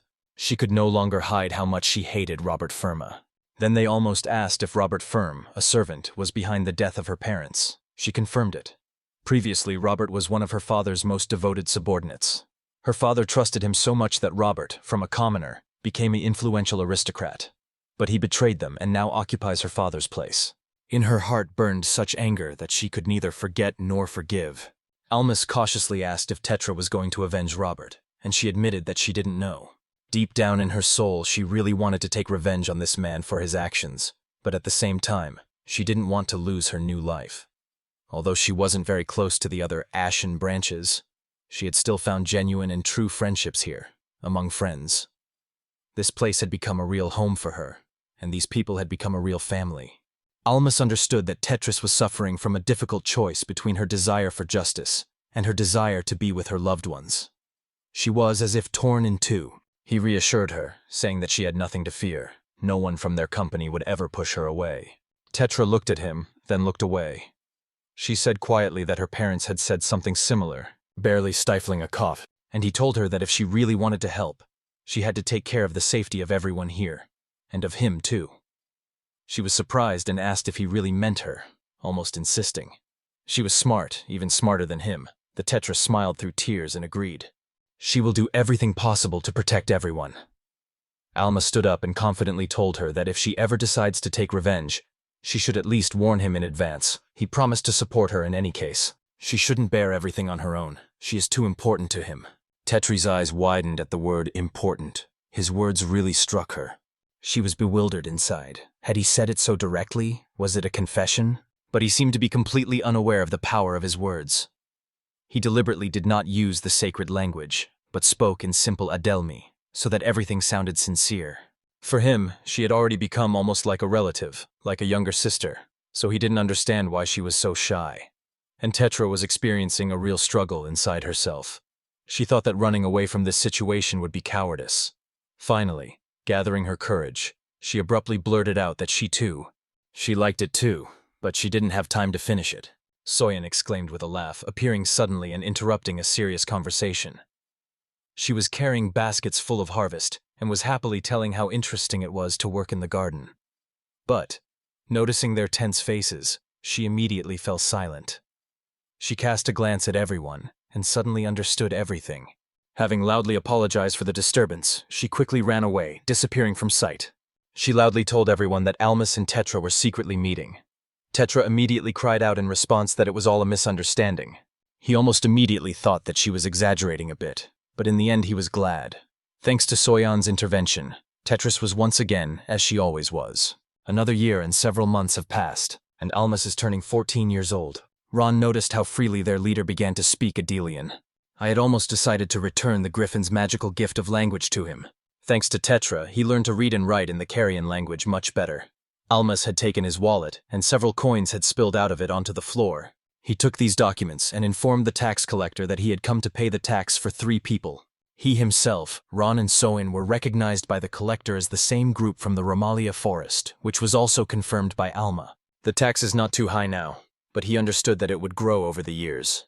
Moreover, Griffin's support would only last for another year. They needed to make their villages self-sufficient as soon as possible. The taxes were indeed pressing. He even wondered for a moment if it was possible to persuade Griffin to pay him in alcohol instead of money. Returning home to the village, they almost out loud discussed what to do next. Tetra reminded him that although plans for the future are important, first they need to thresh the harvested wheat. She called Rosewood, who was simply standing idle, and asked for help. But Rosewood said that unlike Lulu, he is not good at doing such work. Memories of the last harvest invoked fatigue even at the mere mention. The processing back then was very tough. Soyeon even said that they barely survived it. He almost sighed, thinking that this year might be just as difficult. He was not ready for that yet. He asked Grem how they threshed wheat the last time. Grem replied that first they picked the grains by hand. Later they tried to scrape them off from the stems with a wooden board, but no method was very effective. Then Misa suggested a new device, which he made himself, and called it a senbikoki.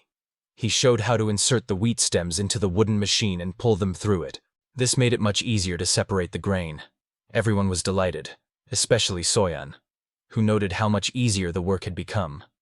Almost explained that ideally it would be better to use bamboo or metal, but this model was still quite suitable for now. Tetra carefully examined the mechanism and noted that the design was very simple, but it worked much more efficiently. She called it a truly wonderful invention, and almost mentioned that she had seen something similar in her past life. Ron asked if such a phenomenon would become widespread, and he was almost immediately answered that there were still a lot of similar ideas. So John also said that cleaning the grains was not easy either. Rosewood asked Almas hopefully if he had a solution for this as well. Almas replied that he had a stone mortar, but at this stage they would have to work hard. It wouldn't be easy. Ron agreed with pleasure to work with the thrasher. Almost everyone agreed that as long as there were enough people. Next, it was necessary to separate the chaff from the seeds. One of the children asked Tetra what she was going to do with the material she was holding in her hands. She explained how to shake the rice so that the light chaff would rise to the top and the heavy grain would settle to the bottom. Though this takes a lot of time, if you shake them many times, you can separate them well. Almost immediately after that, Almost called Tetra to test another of his inventions. He pulled out a new tool, a winor. He showed her where exactly to pour the husk and demonstrated how it works. Tetra was amazed, because everything happened after just one turn of the handle. Almas separated a large amount of chaff from the grain. She noticed that the wind created by the internal propeller helps to do this easily. He almost confirmed her observation and said it was now time to learn from his own mistakes. As he started spinning the pen again, it suddenly broke. Tetra noticed that he would have to make another one. Almost everyone agreed. The process of harvesting the crop was almost resolved, but other problems remained. Later he met with Yuri. She asked how he looked, obviously expecting a compliment. He barely refrained from telling her that she looked perfect, and noticed how stunning she could be if she tried. Yuri reminded him not to speak so formally when they were alone. It made her feel awkward. He almost justified himself, saying that he spoke like that in case someone was eavesdropping. She again insisted that he speak more simply without formalities. He agreed, and he asked if she still wanted him to teach her math. She wondered if he wasn't tired of it. He replied that he wasn't. Suddenly, Yuri tightly hugged him and begged him not to leave, almost explaining that he hadn't meant anything bad, but he couldn't focus because he felt her breasts pressing against him. He discontentedly complained that it was very uncomfortable. Yuri immediately stepped back and he apologized and almost reminded her that his task was to teach her mathematics, and she had already mastered it. He felt awkward about continuing to take the money, since he had already completed the main work. After all, this couldn't go on forever. Yuri was perplexed, and admitted that she didn't even know what to say to him. Perhaps it would be best to ask her father directly about it. In the royal castle, the king spoke about the fact that Almas had recently wanted to stop being Yuri's personal mentor. He anxiously asked if anything bad had happened, or if Almas had stopped pleasing his daughter. The king noted that without Almas, Yuri would be left alone again. He almost told him that there was nothing like it. He just started wondering how much longer he would have to be in this role. The king replied that no one knows when it will end. Everything will continue as long as Almas has something to learn. And even when knowledge runs out, the castle gates will always be open for him. Moreover, without Almas, who else would play shogi with the king? In fact, he almost invented this party in shogi himself. Inspired by the fact that there was little entertainment in Adelina's kingdom, he came up with a board game about war, hoping to even make some money from it. Lulu once said that the game was easy to replicate, but it was unlikely to be sold. I was almost taken aback by her words. Tetra said the same thing. It's really unsettling, since in this world there isn't even a concept of patents. Everything that didn't require a special manufacturing process could be calmly copied, and the author was left with nothing, neither protection nor profit. He wondered for a moment if he should make the game simpler. Lulu seemed too complicated, and Ron couldn't play it at all. Perhaps he should have presented his invention to the King of Rose. Then the nobles might have taken an interest in him. If the idea becomes popular in high circles, he will be recognized as an inventor, and this will increase his reputation among the royal family of Rose. At the castle, the king asked him to sit down. During another game of Go, he noticed that since he had introduced the king to the game, the king had become much more interested in him. If everything goes well, he thought. He might be able to become a guard or even a soldier in the palace in the future. Changing professions in this new world no longer seemed so incredible, especially when the children he was currently taking care of grew up and no longer needed his help. During their game, they almost again talked about Yuri and her part-time job as a tutor. He realized that apart from him, Yuri had almost no close friends. The king confirmed it. She explained that after a conflict with the family she was previously in good relations with, she was left alone. She almost doubted whether Yuri could communicate only with those who were useful for politics. The king denied this, but added details. As a child of the royal family, common people often avoid Uriah because her status intimidates them. Almost everyone noticed that Yuri didn't like to show off her power, and the king entirely agreed. The real complexity was not in her title, but in her incredible talent. Yuri had a rare gift for voodoo magic. Her talent was considered unique. One like that is born once in 1,000 years. When she came of age, she was destined to become the high priestess, and this position was both honorable and very responsible. He almost thought to himself that it sounded quite serious, and asked if it was safe to spread such special information at all. The king replied that everyone knew about Yuri's skills, but asked Almas not to tell anyone about it. The king also revealed an important truth. Yuri was his only daughter, and her future husband was to become the king of the Ice Row. Because of this, many ambitious suitors began to pay attention to Yuri. But she could feel well who was interested only in her position, so it was very difficult to build real relationships. It was interesting, but it was easiest for her to communicate with those who didn't know about her position, and that led to an idea. What if Yuri hid her true identity and tried to befriend the locals? However, the king said that such a plan would hardly work. In the capital, everyone knew Yuri, so she couldn't leave the city either. It was safer that way. Although she looked confident and elegant, in reality, Yuri was very shy. As it turned out, Almas became a real stroke of luck for her, one of the few people with whom she could find a common language. Yuri's desire to get a special medicinal plant turned out to be stronger than her shyness. Noticing her determination, Almas wondered if there were still reliable people among the youth outside the royal circle with whom Yuri was not yet acquainted. He thought of his native village. It's quiet and safe there, so she could communicate with people freely. He almost suggested this idea to the king. The monarch pondered for a moment, and then admitted that it was indeed a wonderful idea. Almost was even surprised that the king had agreed so quickly, and Raymond, the king's brother, seemed troubled. They had doubts about the decision to let Yuri visit the forest of griffins, as it was very close to the village. But the king reminded Raymond that he himself had previously recognized this territory as safe. At that moment, Raymond recalled his previous assessment and confirmed that everything was safe. He sent a voodoo sorcerer into the woods to check everything with the help of a spirit journey, an owl. The ritual was successful. The mage's soul returned whole and unharmed. Moreover, reconnaissance showed that the forest is indeed safe. Moreover, Almos claimed that he had spoken with the griffin himself, and Raymond confirmed that this was true. Still, Raymond hesitated, reminding that the forest of griffins was still unexplored. In such wilderness, nothing can be guaranteed. Does Yuri really need to make friends? The king, having thought for a moment, explained that Raymond had probably misunderstood him.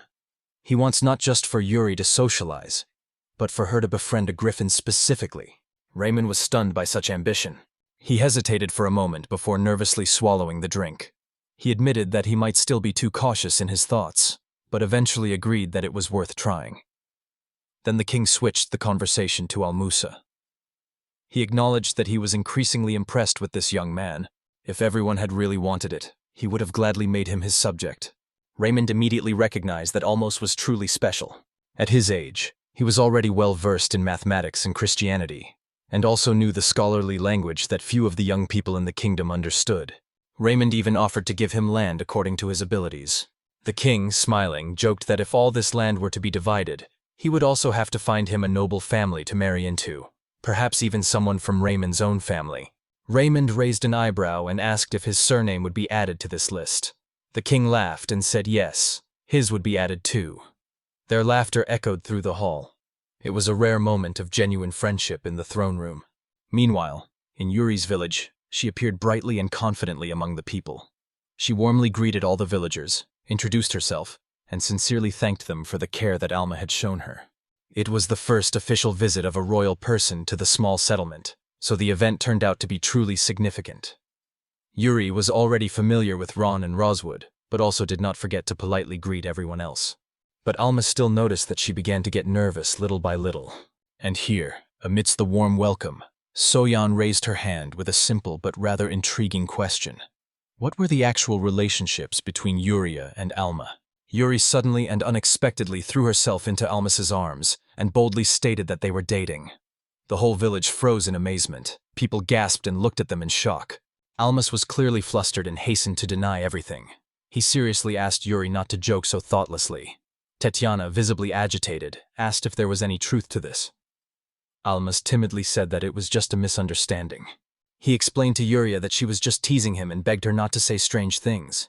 But Yuri, with a playful spark in her eyes, replied that she just wanted to throw him off a bit.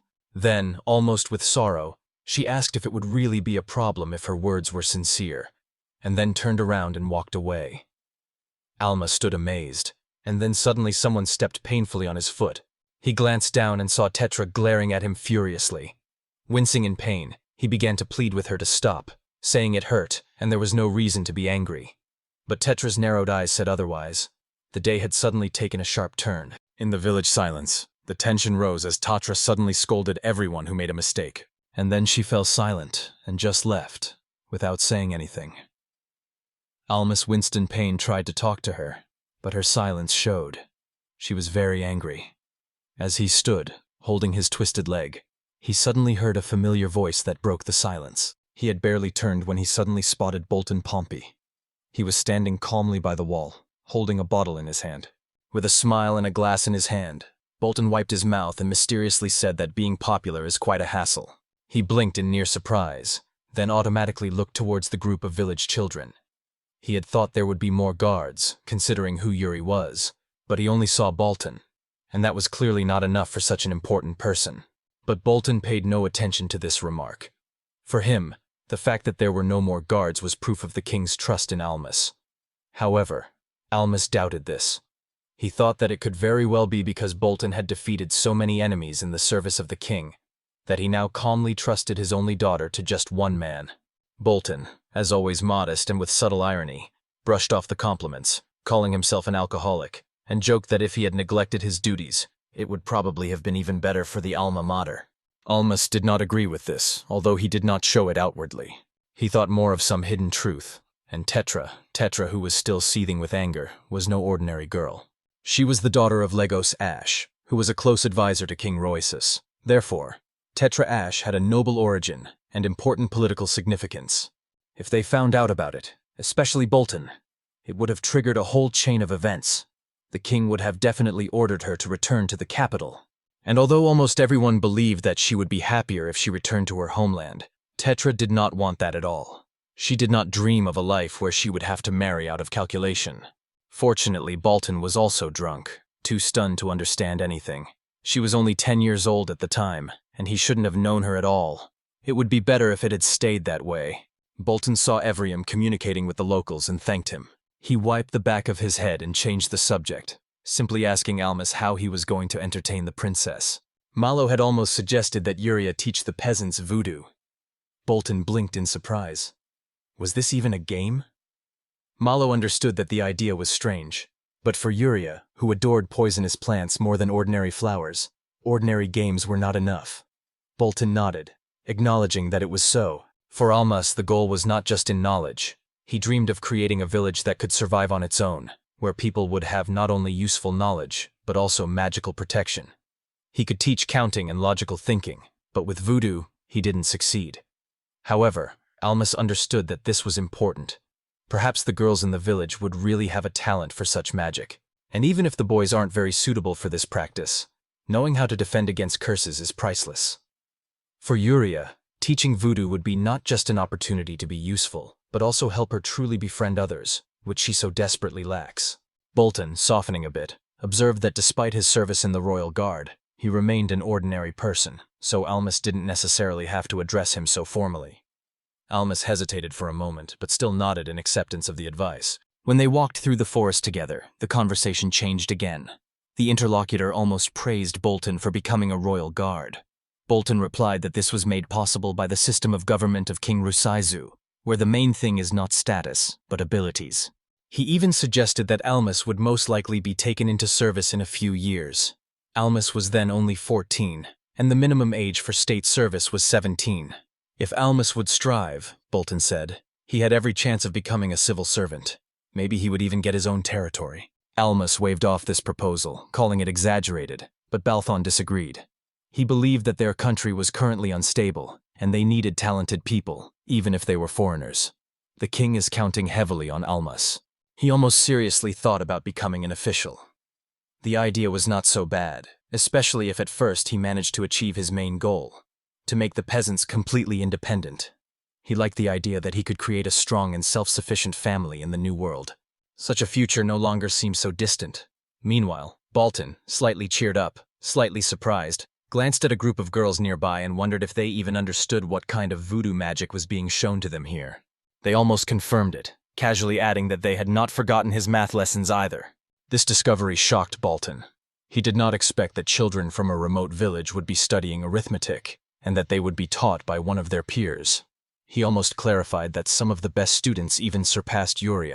One boy already knew Kurikan, the ancient language of scholars, and was even teaching other children to read and write it, which Bolton viewed with distrust. In the village where children already knew how to read, write, count examples, and even practice magic, he became curious whether Almas was actually a genius educator. This thought inspired Almas. If the children were capable of it, then perhaps Ron and the other boys would be able to work in government positions someday. He turned to Bolton with the question of whether these children could get into palace service. Bolton replied that the decision was up to the king, but they definitely had a chance. Time would tell.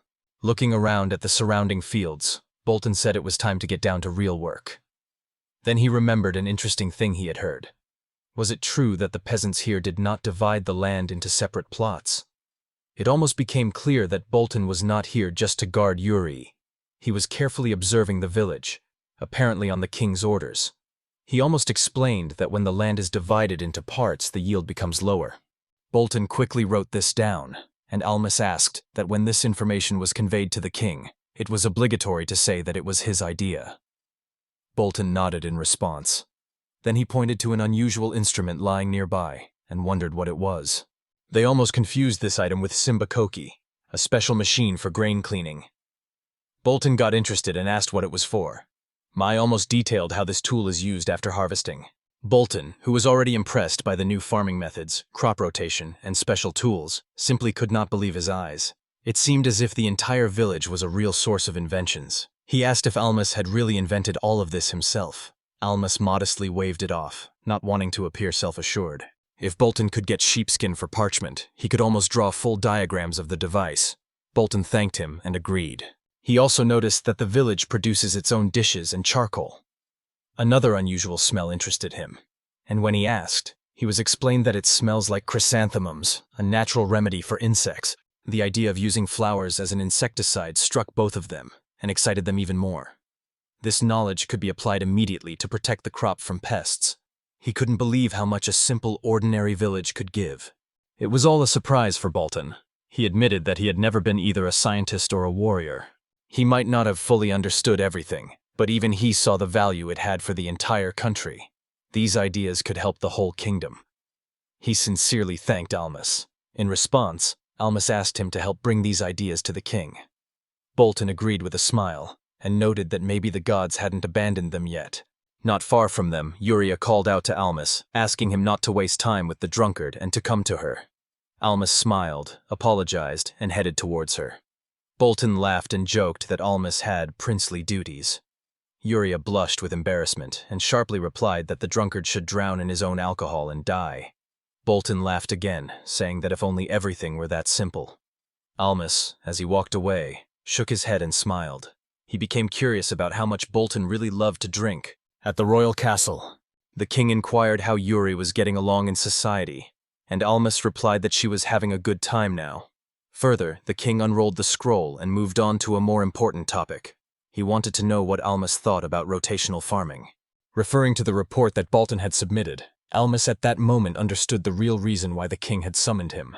Rotational farming had long been successfully practiced, and it was precisely this that had brought about the agricultural revolution in England in the 18th century. Although this method really worked, It was difficult for Almas to explain it without revealing his past, so he carefully said that this method makes sense in theory. But since his own fields had not yet gone through a full 4-year cycle, he could not give a precise answer. The king ordered him to keep records of the yields and to transmit this data.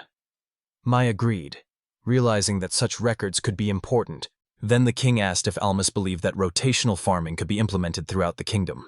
Almas explained that such a system does not work on small plots, and to apply it on a large scale, a lot of land and labor are needed, which are controlled by the feudal customs of the kingdom. To move forward, it was necessary to take away the rights to common land and give people the right to private property. But to force influential families and their peasants to agree to such changes was almost impossible in the current state of Rosa. Because of this, the king pondered how his authority was arranged. Meanwhile, Almas pondered the history of England, recalling how the second wave of enclosure had enabled the development of rotational farming. He wondered if such large-scale changes were possible in his sphere. The situation was complicated by Russia's military system as well. Almost everyone reminded the king that the majority of the army consisted of peasant warriors who themselves managed the land. If they were deprived of the opportunity to work on their fields, the army would become weaker. Soldiers line up and get ready. Wealthy people could afford horses and served in the cavalry. Others became spearmen or light infantry, depending on how much money they had. Skills could have partially replaced poverty, but material resources still had a strong impact on the success of soldiers. Victories often enriched the nobles, which further exacerbated inequality. The king agreed, noting that capturing foreign lands was not necessary. Even the mighty clan followed this rule. Wealthier landowners and nobles often kept slaves. Therefore, the transition to rotational farming should occur gradually and almost simultaneously. He understood that unlike England, he had the opportunity to carry out reforms from top to bottom, first among the monarch and nobility, and then among ordinary people. Even partial implementation would have brought benefits. In his village, progressive changes brought stable progress. If they had more livestock, especially horses or oxen, development would have gone faster. The king pointed to the illustration, making it clear that they would now be talking about something else. He suggested introducing Simba Koki and the winner to compare them in size to row. He also promised a reward to Mr. Miss for his help. And when asked what he wanted exactly, he nearly asked the king for a few horses to work in the field. The king agreed to give him 2 horses and stock up on food for the whole year. Malo quietly noted to himself how generous a gift this was. In most villages, horses were highly valued, and it was almost impossible to get them. But he managed to do so easily and quickly. Horses are indeed important, but taking care of them is not easy. They eat a lot, and Almas knew that feeding even one horse was already a heavy burden for the village. Therefore, receiving feed for a whole year along with the horses was a real gift, and showed the king's generosity. In this world, it's like being given 2 expensive tractors with fuel for the whole year. Such a gift is of great value. The king thoughtfully said to Almas that he had obviously underestimated him. Almas turned out to be not just a teacher of his daughter or a toy maker. It seemed as if he was a real genius, gifted by the heavenly griffin itself. Although Almas mentally thought it was too much approval, the king did not just want to give a compliment. He had something else important he wanted to talk about, and hear another opinion. He said he wanted to invite his brother to this conversation. Almas had nothing against it. It was the king's right. Soon, Raymond appeared and greeted Almas as if they had just seen each other. He immediately suggested continuing their evening matches in the shogi, as he always wanted to defeat his brother. Almas agreed, but didn't promise anything. That same evening, sitting at the royal table, the conversation became even more serious. The king again turned to Almas, confident that he understood the subtleties of the kingdom's politics. He asked Almas to share his opinion on this system. Having thought for a minute, Almas replied. He said that this system is extremely unstable. Further, he explained, the kingdom is held up by 2 weak supports, tribal ties and land inheritance. The first generation of noble families was indeed marked by great devotion to the king, but over time this loyalty began to weaken in subsequent generations. Just as the purity of the breed was diluted over the years, so did the true devotion to the state disappear. Their lands had not been given to them by the present king, but had been inherited from their ancestors, so they considered themselves loyal to the king rather by tradition than by obligation. Such hereditary ownership of lands often created serious difficulties. The king's influence on money and the army was weak, because strong noble families ruled in different parts of the country. During wartime or large public projects, such as flood protection, for example, the authorities had to negotiate and cooperate with local influential people, And this was not easy at all. Through the divided structure, it was almost impossible to quickly coordinate actions, and the betrayal of even one influential family could immediately weaken the entire might of the kingdom. It became especially dangerous when large infrastructure projects required agreements between several cities or villages. Under the current system, the king had too little power to organize joint actions. It was even worse if noble families formed marriages with foreigners, as this could give outsiders a dangerous influence, or even lead to betrayal during war. These words made a great impression. The king and Raymond silently looked at each other, understanding each other. The king assured Almas that at least among the nobility, marriages to foreigners were strictly forbidden. But all of this required that this law apply to the most influential local aristocratic families as well. If even one such family is allowed to break the rule and they stage a rebellion, their influence can lead to the collapse of the country. The king agreed, and Raymond acknowledged that they had not even thought of such a thing before. But Almas had already understood what this could lead to. Even seemingly harmless alliances or marriages between aristocrats can become the cause of a great uprising if loyalty changes. The unity of the kingdom directly depends on how well they are protected from such risks. The king, being inquisitive and open to new things, turned to Almos with a request to share his ideas for improving the political system of Rosaisu. He gladly accepted any proposals, even the most daring ones. Almos looked at the strange situation with a slight smile and wondered, was this really what friendship with a royal person looked like? Before, he had imagined that serious conversations about politics took place over a refined dinner at some expensive restaurant, not in the throne room of a foreign world. However, he almost responded seriously, suggesting that the centralization should be made the main goal. He briefly mentioned the historical reforms from his former world. For example, in Japan, the Taika reforms changed the power from the dominance of the aristocracy to centralized imperial rule. Later, the Meiji government abolished the regional domains of the daimyo and replaced them with a system of prefectures that were strictly controlled by the central government. These ideas, well remembered from school lessons, are now being observed by him as they are implemented in real life. To everyone's surprise, the king not only listened to this idea, but fully agreed with it. Raymond, also surprised, noticed how strange it was that even a small child had come to the same conclusions as they had. After that, Raymond inquired even more with Almas about how to achieve this centralization. Almas, gathering his thoughts, explained that it is necessary to clearly separate the royal power from the rest of the nobility. For this, some kind of divine justification is needed, something that no one can question. He proposed to create a legend that a clan with such a number of members should be recognized as descendants of the gods. Although he was not certain about the religious rules of this world, he still believed that divine support could shift the balance of power in their favor. But one divine authority was not enough. He almost added that this, at least, was not sufficient. He believed that control over taxes and the army should be taken away from influential clans and handed over to the king. This, in his opinion, would help create a strong central government. But when it came to how to do it, he admitted that he had no clear plan. His ideas were more from history than from real experience. The king thought for a moment, having carefully listened to all the proposals. In a moment, he confessed that he already had a secret plan to do everything centrally. Almas was amazed and could hardly believe it. From history, he knew. Romantic stories about centralization on paper looked beautiful, but in real life, everything was much more complicated and painful. He was even impressed that the king had any plan at all. Although the method of solution seemed correct, he didn't like it. It's like cooking a dish according to all the rules, and then seeing that all the ingredients have spoiled, and you don't want to eat it at all. He clutched his stomach during the conversation. It was clear that something was wrong. Raymond immediately became alert and hastened to help. He nearly rounded his eyes in surprise when he saw the bloodstains. The king tried to make out that nothing had happened, and wiped his lips with the napkin that Raymond handed him. He calmed down. He apologized for showing his weakness in front of Almas. Almas anxiously asked if it was an illness and how long it had been bothering him. The king replied that it had been troubling him for 10 years, and such prolonged torment surprised Almas greatly. He wondered if that was why Yuri had taken to studying voodoo with such enthusiasm. The king appreciated her efforts, but he doubted that even voodoo could cure what was happening to him. When Almas asked how much longer he had, the king did not want to answer, as if even this thought was an unbearable burden for him. The atmosphere in the room changed as the king became serious again.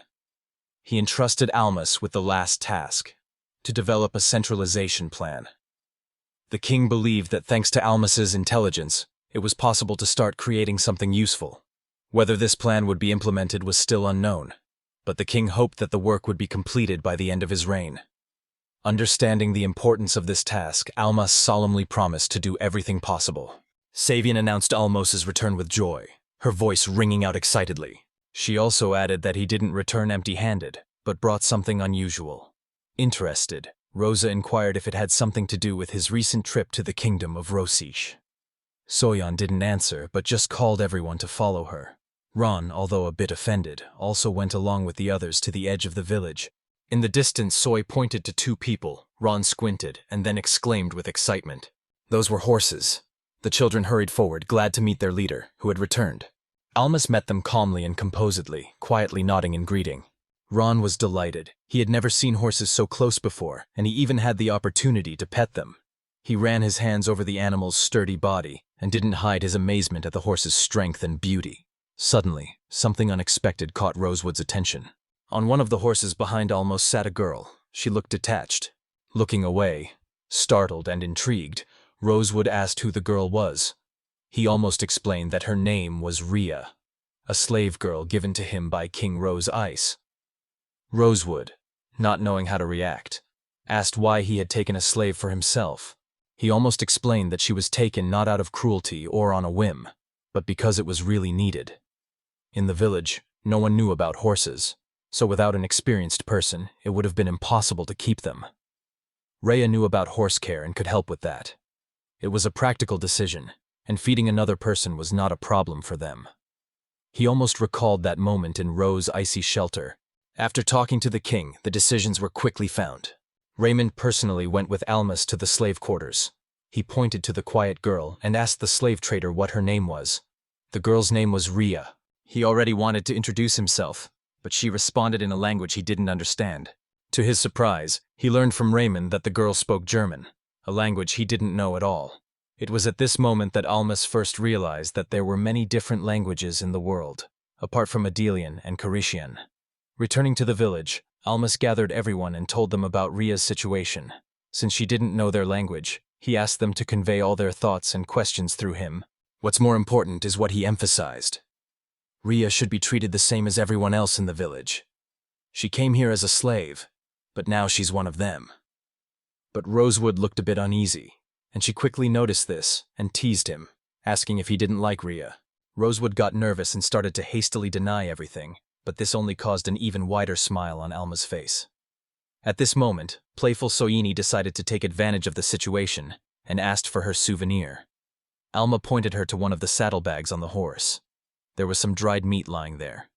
He warned her to take a little if she was going to share. Soyeon happily gave a portion to Ron, and he accepted it with delight. Observing the situation, he barely restrained himself from pondering. 14-year-olds are always interested in questions of love. As an older brother, he simultaneously smiled and didn't fully understand what to do. Maybe this is the beginning of their teenage maturation. Suddenly, someone shouted that they had caught a wild boar. Everyone turned at the sound and saw a boy carrying a heavy animal on his shoulders. Ron, with wide eyes, asked who it was. The boy laughed and jokingly replied that it was Grem, of course. Almost no one could believe it. Although Grem was only 12 years old, he had the best athletic form of all. When asked about it, Grem explained that it was all thanks to archery training. You need both strength and control here. But the surprises didn't end there. The girl in the strange attire stepped forward, confidently and boldly demanding to be taken. Graham barely blinked, trying to understand what she was wearing. Only for a moment did he realize it was Lolo. Her outfit was a real camouflage suit, made to hide in the woods. Then Graham joked whether she was attracting a wild boar with her voodoo magic. Lulu proudly told that Yuri herself had said she had a talent for it. As the village elder returned to the village, new languages, hunting trophies, and real adulthood appeared in the young. The village of Almas came to life and changed. Here, everything was gradually becoming new, and every person, every skill or emotion brought the village closer to something bigger than it was before. Almost standing among familiar faces in his village, he felt a quiet pride in how far they had all come. It was evident. Each had grown, contributing to the common cause in their own way. He himself was not very interested in voodoo, but was glad that it worked for others. Returning to pressing matters, he boldly announced a new goal. With the help of horses, they would triple their fields. The peasants rejoiced, inspired by the ideas of changes for the better. He approached Tetra and asked about the goats. She said that most of the weeds on the vacant lot had already been cleared, and even smiled, acknowledging that the goats were very voracious. They eat almost everything in their path.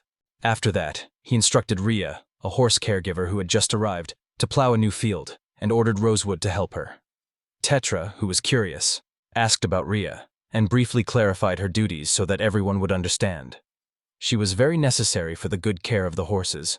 When they began to prepare, Tetra noticed that something was attached to the horses. I asked Almas what it was. He explained that along with the horses, the king had given a plow and all the necessary tools for farming. The king emphasized that this was very important, and Almas was sincerely grateful. Turning to Rosewood, he said that this equipment was now his, and he could use it. Rosewood took hold of the plow handles, and to his amazement, the plow moved easily and evenly through the earth. The difference was incredible.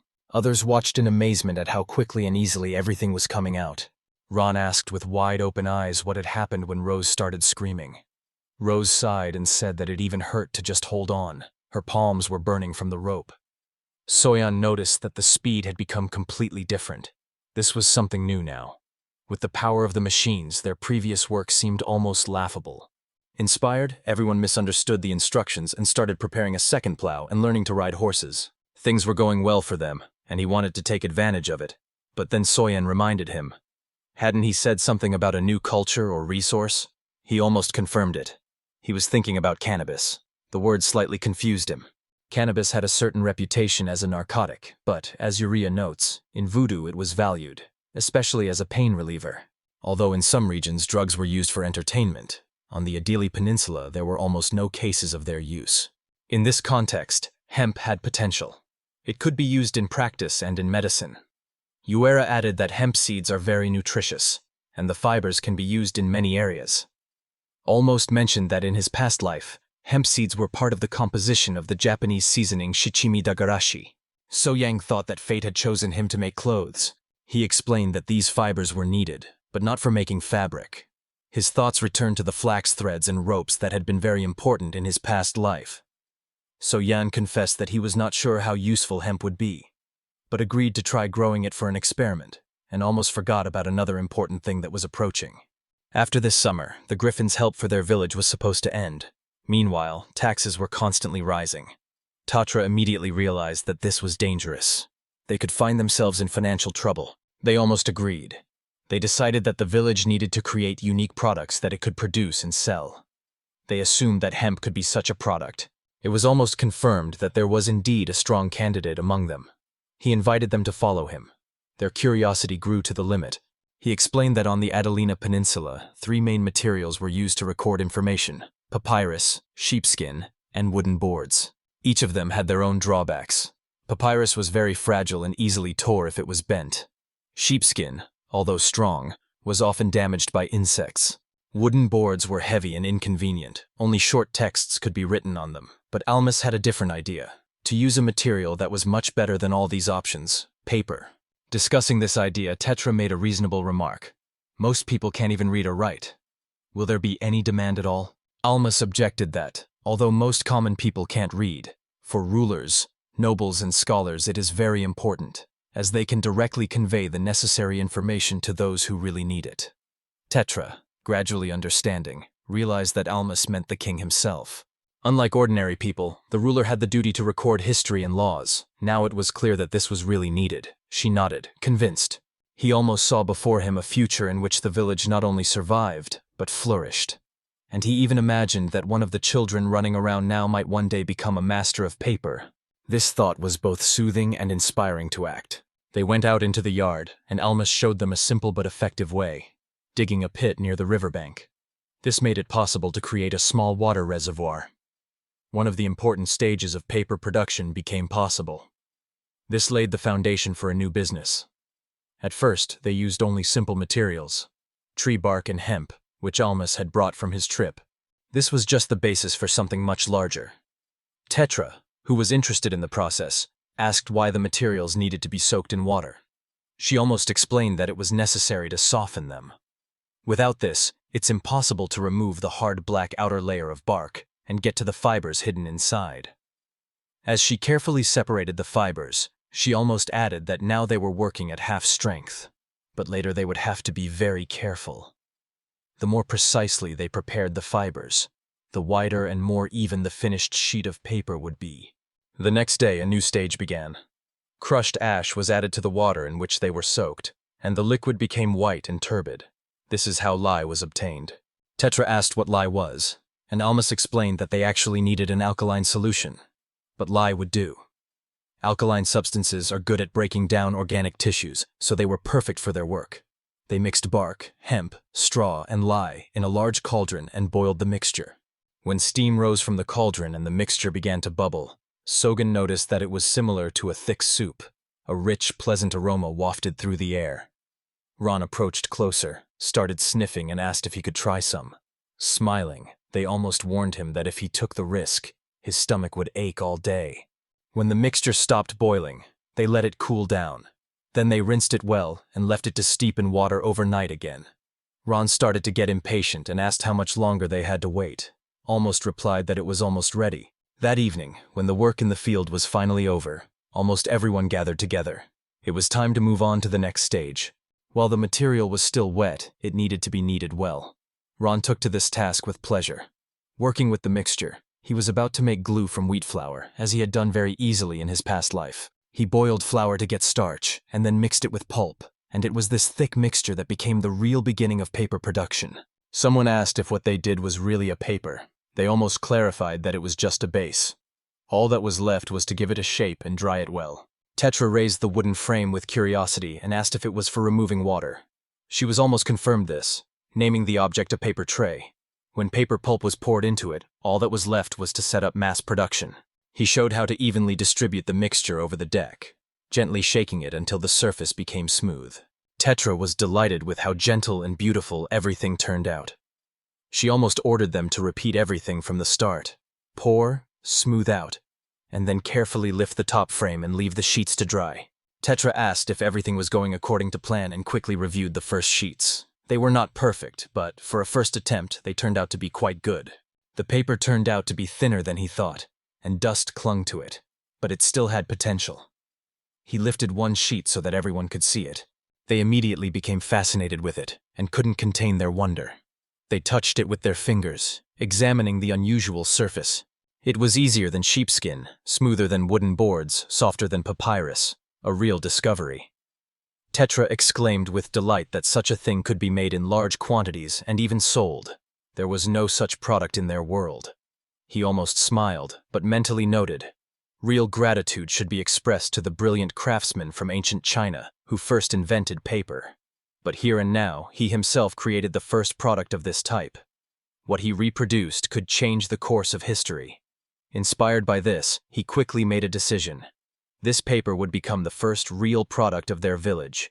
It was this that they would show to King Roseau. The era of parchment, bark, and boards was coming to an end. A new material had appeared, and with it, his own story in this world was beginning. He had barely presented himself before King Ro with his gift, a fresh, smooth sheet of white paper made in his village. The king took a step forward, curiously examined the surface and ran his hand over it. Then he took a pen and tried to write. The ink lay evenly, and the sheet remained intact. The king was impressed. This was not a fragile papyrus strip or an inconvenient wooden board, but something completely new and special. The king praised the craftsmanship and inquired where it came from. He almost explained that this product was made in his village, and he wanted to give some as a gift. But the king, being interested, offered to buy it all. A quiet spark of victory appeared in Almas's eyes, but the conversation did not end there. The king, with a cunning smile, asked how exactly this product was made, and whether Almas was ready to share the secret. Almas carefully, but politely replied that he had no objection if the village kept its profits. The king laughed and confessed that it was a joke. He had no intention of taking the case himself. Instead, he gave a royal order. Almas had to improve the paper over the next 3 years. As soon as the quality becomes good enough for mass production, the state will buy the paper in large batches. The king explained that he sees paper as an important national industry in the future. It was not ready yet. So far, all rights remained with Almas. The product could not be sold in other places. Almost agreed. In his soul, he admired the king's foresight. He had already anticipated all the risks, understood that Almas could tell secrets or sell them to someone else, and had taken care of security in advance, either by personally checking everything, or by sending Bartolo, or simply by being cautious. The king made it clear that he trusted few people. However, the signed agreement provided the village with a stable income for which Almas was grateful to him. A year has passed. The last season of Griffin's divine support has ended. Walking through the forest where it all began, he breathed in the cool air, and the trees rustled quietly around him. The same day had arrived. The village had grown stronger, developing through innovations. Rotational farming, coal production, pottery, additional income from teaching, animal husbandry, paper, and even magical protection. There were many difficulties, but they still managed to withstand them. He recalled his first meeting with the griffin and thought about how much had changed since then. If it weren't for that day, he would have never received the divine gift of language. It was precisely this that had allowed him to achieve everything he had now. Having reached the sacred grove, he called out loudly. The griffin rose, moving with regal calmness. It praised Almas for being able to lead the village through the trials without losing a single person. I could hardly imagine each of them, Tetra, Svin, Ron, Rosewood, Lulu, and the others. He modestly admitted that he wouldn't have managed on his own, but Griffin disagreed with that. It was she who gained the king's support, inspired the children, and helped the village cope with all the difficulties. Griffin asked if he needed another divine ability to understand languages. He almost hesitated. In principle, it was no longer necessary for him now. But deep down, he still felt difficulties in communicating with Rhea. She spoke Adigi better. Rosewood suddenly had real motivation to learn German. Even Lulu joked that he was trying so hard because of love. A quiet yet strong feeling of love is capable of influencing people in a way that few other things can. A promise is a promise. Almas nodded and said he was ready to return the gift. The griffin stepped closer and gently touched Almas's forehead with his beak. The boy felt a strange sensation, as if something was being pulled out of him. Then Griffin left a last message. Mrs. All should come more often, and if he felt even a little gratitude. He was supposed to bring an offering. The alcohol, by the way, almost smiled and agreed. Almas stood on the ridge above the village and looked down. Tetra quietly appeared beside him, greeted him, and asked what had happened to Griffin. He nearly replied that the griffin sent greetings and asked for some fruit wine. Petro nodded, and her face softened. With this, the task that Griffin had entrusted to the Almas was completed. One story had ended, and a new one was beginning here, under the sun-drenched hills of the village they had created together. He stood almost still, looking at the village that had previously been just a wasteland. Now everything here was teeming with life. People worked zealously, and the fields delighted with a rich harvest. He looked with pride at his native village, where work and movement reigned every day. Now it was an independent and convenient place to live, better than many others. They have come a long way, and each of them has worked tirelessly to get to this point. With a sense of completion, Tetra ordered everyone to gather. He had an important announcement for all the villagers. He barely didn't tell about what he had learned. Yuri had told him, and he himself was convinced of it. This year the harvest throughout the Kingdom of Rose was very rich. It was news that at first glance might have seemed unrelated to the topic, but he didn't just mention it like that. He turned to Rosewood and asked if he was born in Rozici. Rosewood confirmed this, and then he told him and others who were from Rozici that they could now return home. Their village had already become strong enough to release the children. Support from the griffin had stopped, and almost everyone believed that the time had come when these children could return to their families. Deep down, everyone understood. If at least one of them leaves, especially someone as experienced as Rosewood, a big hole will appear in their team's work. But that was unimportant. He believed that children should be with their parents, as he had never known his own. These children have families, and now that things have calmed down, they deserve to be reunited with their loved ones again. But the reaction he was expecting never came. Instead, Rose responded sharply, calling him a fool. He almost wondered if he had suddenly lost the ability to communicate normally without Griffin's support. Rosewood immediately explained everything. So, they have families, but they were the ones who were abandoned. And this pain doesn't go away just because there's food at home now. Ron added that even if the harvest is good, it doesn't mean they'll be taken back. Lulu said even more gloomily, they might be driven away again. And Soyeon even suggested, what if they're sold into slavery this time? Rose had decided everything once and for all. None of them wanted to go back. This realization struck like thunder on a clear sky. In his confidence, he simply didn't notice this obvious fact. To be abandoned by one's own family and then return in the hope of being accepted is a cruelty that he should have anticipated. But perhaps somewhere deep in his soul, he, like an orphan, had always idealized the image of parents. He transferred this strong desire to others, and he was very mistaken. Rosa looked at him directly and confidently, and he said what none of them dared to. They all loved Almas. Almas froze in place. His heart clenched. Ron came closer and begged Almas not to leave them, to stay with them and lead them as he always had. Grem added that even if they weren't kin, it didn't matter at all. Soyeon added that it was for this that they loved him. Ron spoke louder to everyone and asked who wanted to return to their parents. No one replied. Then he asked who wanted to go with Almas. The reaction was instant and loud. Everyone started cheering and raising their hands. Their devotion was evident in every glance. Almas was impressed. He asked once again if anyone really wanted to return, but no one stirred. The people merely supported him even more loudly with their shouts. His thoughts turned to the past, when these same children had fallen asleep in tears, calling for the parents who had abandoned them. And now they were looking at him. Tetra stepped forward and expressed the thoughts of everyone. They loved him, and that was enough. Almas's eyes sparkled with tears. Soyeon smiled and joked, asking if he was crying. He became embarrassed, turned away and quickly wiped his eyes, assuring that everything was fine.